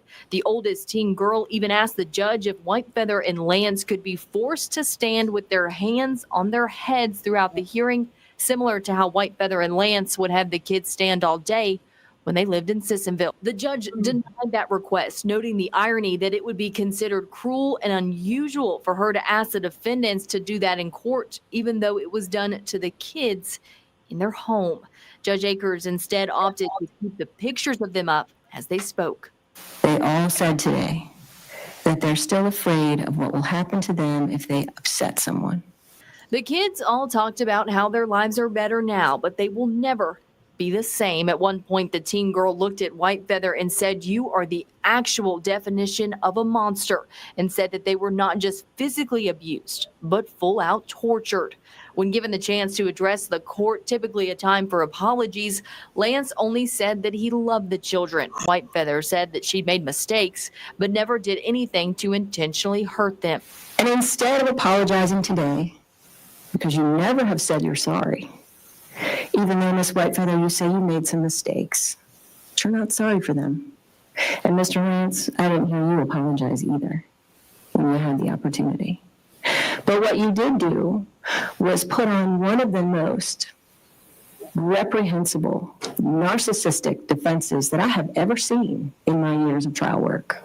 Defense attorney Mark Plants, who represents Whitefeather, said throughout the trial and even now she still denies any criminal responsibility. My client's side of the story hasn't changed. It really has been that they did the best they could under the circumstances and they didn't intentionally harm anybody. So I'm not surprised that they spoke their hearts, even though a lot of people disagree with it. That's their story, and that's what they've told. The children also thanked everyone who got them out of their situation, the neighbors, the deputies, the prosecutors, and now the judge. Judge Akers, in her remarks, also commending the Sissonville neighbors who repeatedly reported Whitefeather and Lance in Sissonville for months before their arrests. She called that the one good thing in this case. But the good in this is the people that took action here in the state of West Virginia. The good in this is that now these children are West Virginia's children and not your children. Now, both Whitefeather and Lance brought forward motions for new trials today. Those were denied. Whitefeather's attorney Mark Plants did indicate today that they will be appealing their convictions. My God. I mean, I'm glad they're gone for years. Yeah, forever. They're gone forever. But yeah, they'll never see outside again. But also, even when we first spoke about this like months ago, I'm still shocked that it took months for the authorities to move on this. Months of somebody being like, I'm seeing kids being mistreated, and it takes you months in order to do action. Oh my God, it hurts my heart. Man, And the cheek of them to say, we love the kids, we did the best that we can, I made some mistakes. What? That is so that is beyond evil. Beyond evil. Rather shut the fuck up. I mean, being a defense lawyer is wild, because even a defense lawyer speaking on camera, I understand it's a business, it's a job, but I wouldn't even, oh mate, how can you stand and say you love the kids? I made mistakes. You are the jail. It's not a happy feeling, but it is justice. At the very least, it needs to get justice. The woman smiled though. Did you see her? Yeah, she was. She was smirking like it was funny. Like it was. Like, no, they're evil. They're evil. They're both evil people. I hope they get rammed through when they're in prison. Like, I hope it's like so thoroughly disgusting for them every single day. Every single day, I hope something happens. Oh, yeah. Anyway, Same. and now I feel like I need to pick me up, but I don't think I've got anyone left to laugh at. Put the one about the the homeless boy. No, the homeless. I was thinking something funny. There's the funny one in the which one is it?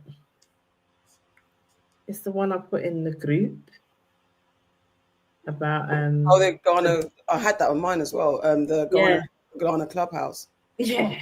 I had that on my notes somewhere. Where's my notes doc? Or your one? Let me see if I can get to it. Yeah, man.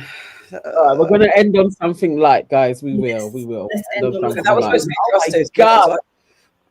That was a bit hard. We haven't done a 3 hour in a little while. We're like 3 hours in. Listen, I need to go to. I've got to anyway. It is what it is. Same. Hold on. Please talk amongst yourselves. In the WhatsApp. Have a look there if you can't find it on doc. Share saying we've not checked on the harem. He isn't posting. I looked at his page the other day. There's nothing to report. I think he's doing a re-content strategy, so he's not posting his stuff anymore. I've got to find a new one. Where is it gone? There. Okay, cool. Alrighty, here we go. Hold on a second. So this basically Airbnb went out in Ghana. The guy came home, or the people came home to find their house turned into a rave.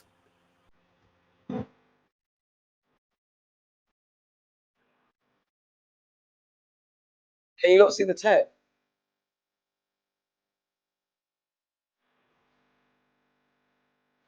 Yeah, that's better.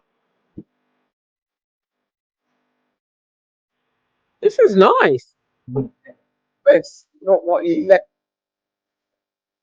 It's not Airbnb though. Like, he rented it to this dude and he changed it into a club. A nice spot. I would have liked to spot it. I was working bar and lounge on the sofa. Oh, very clever of them. Advertising the room for private suites too. I feel like he made it well. We should have with reinforcements.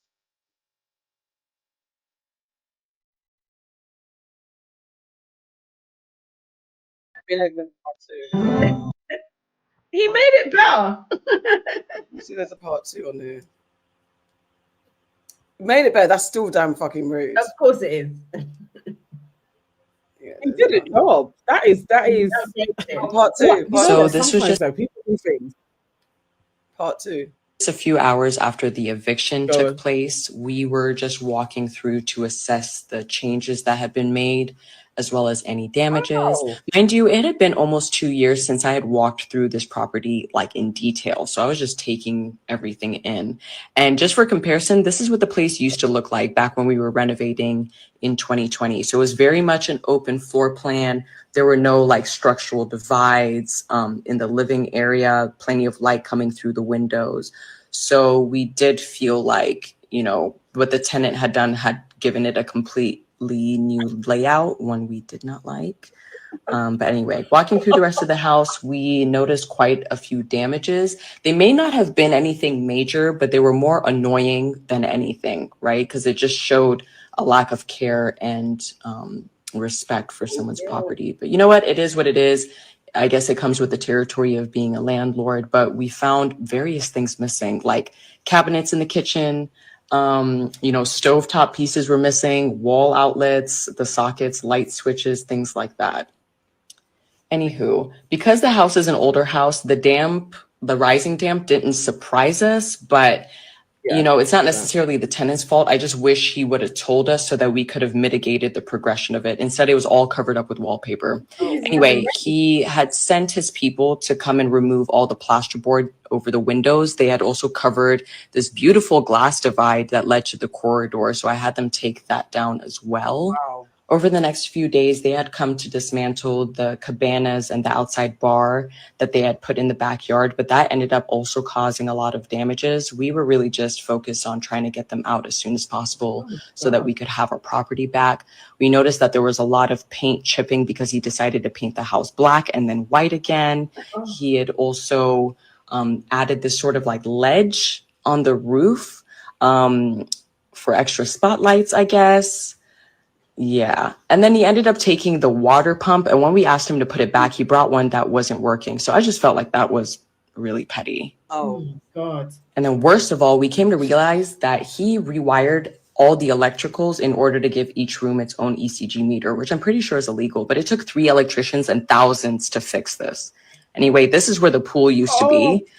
He covered it up with sand and tiles. And then this is where the outdoor bar was. And we're trying to figure out how to fix this up because there's like all these pipes sticking out and electrical wires. So I think this is going to take a little bit more brain power. But anyway, this was like 1 month after we cleaned up pretty much everything ourselves because we realized the tenant was not going to commit to the restoration. And so we ended up having to do the restoration ourselves. So a lot of that started with trying to take care of a lot of the damp proofing. So this was just a few hours after the eviction. Oh, wow. Poor them, man. I can take it back. He fucked it. He absolutely ruined their house. The comment says he tried to scam them because they were women. He had them waiting outside an eco bank for 4 hours, waiting for rent, and hired security guards to keep them off their own property. Audacity. So Ghana is not for beginners. No way. Oh my God. And turned it into a club and ruined it. Yeah. Imagine they must have spent all their time and effort getting it done. Oh. Yeah. Oh. But these are the conversations about it.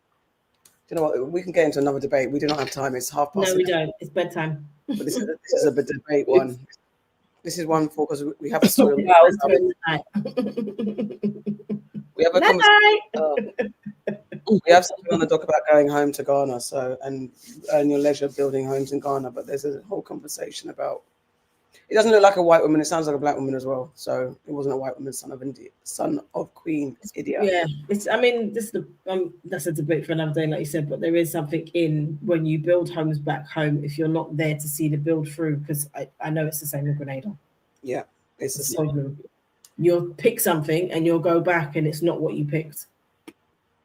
Exactly. Oh, man. Or it's someone else's real deeds. Stay blessed and stay black wherever you are around the world. That's been news. Goodbye. Toodaloo. Bye, guys. Bye.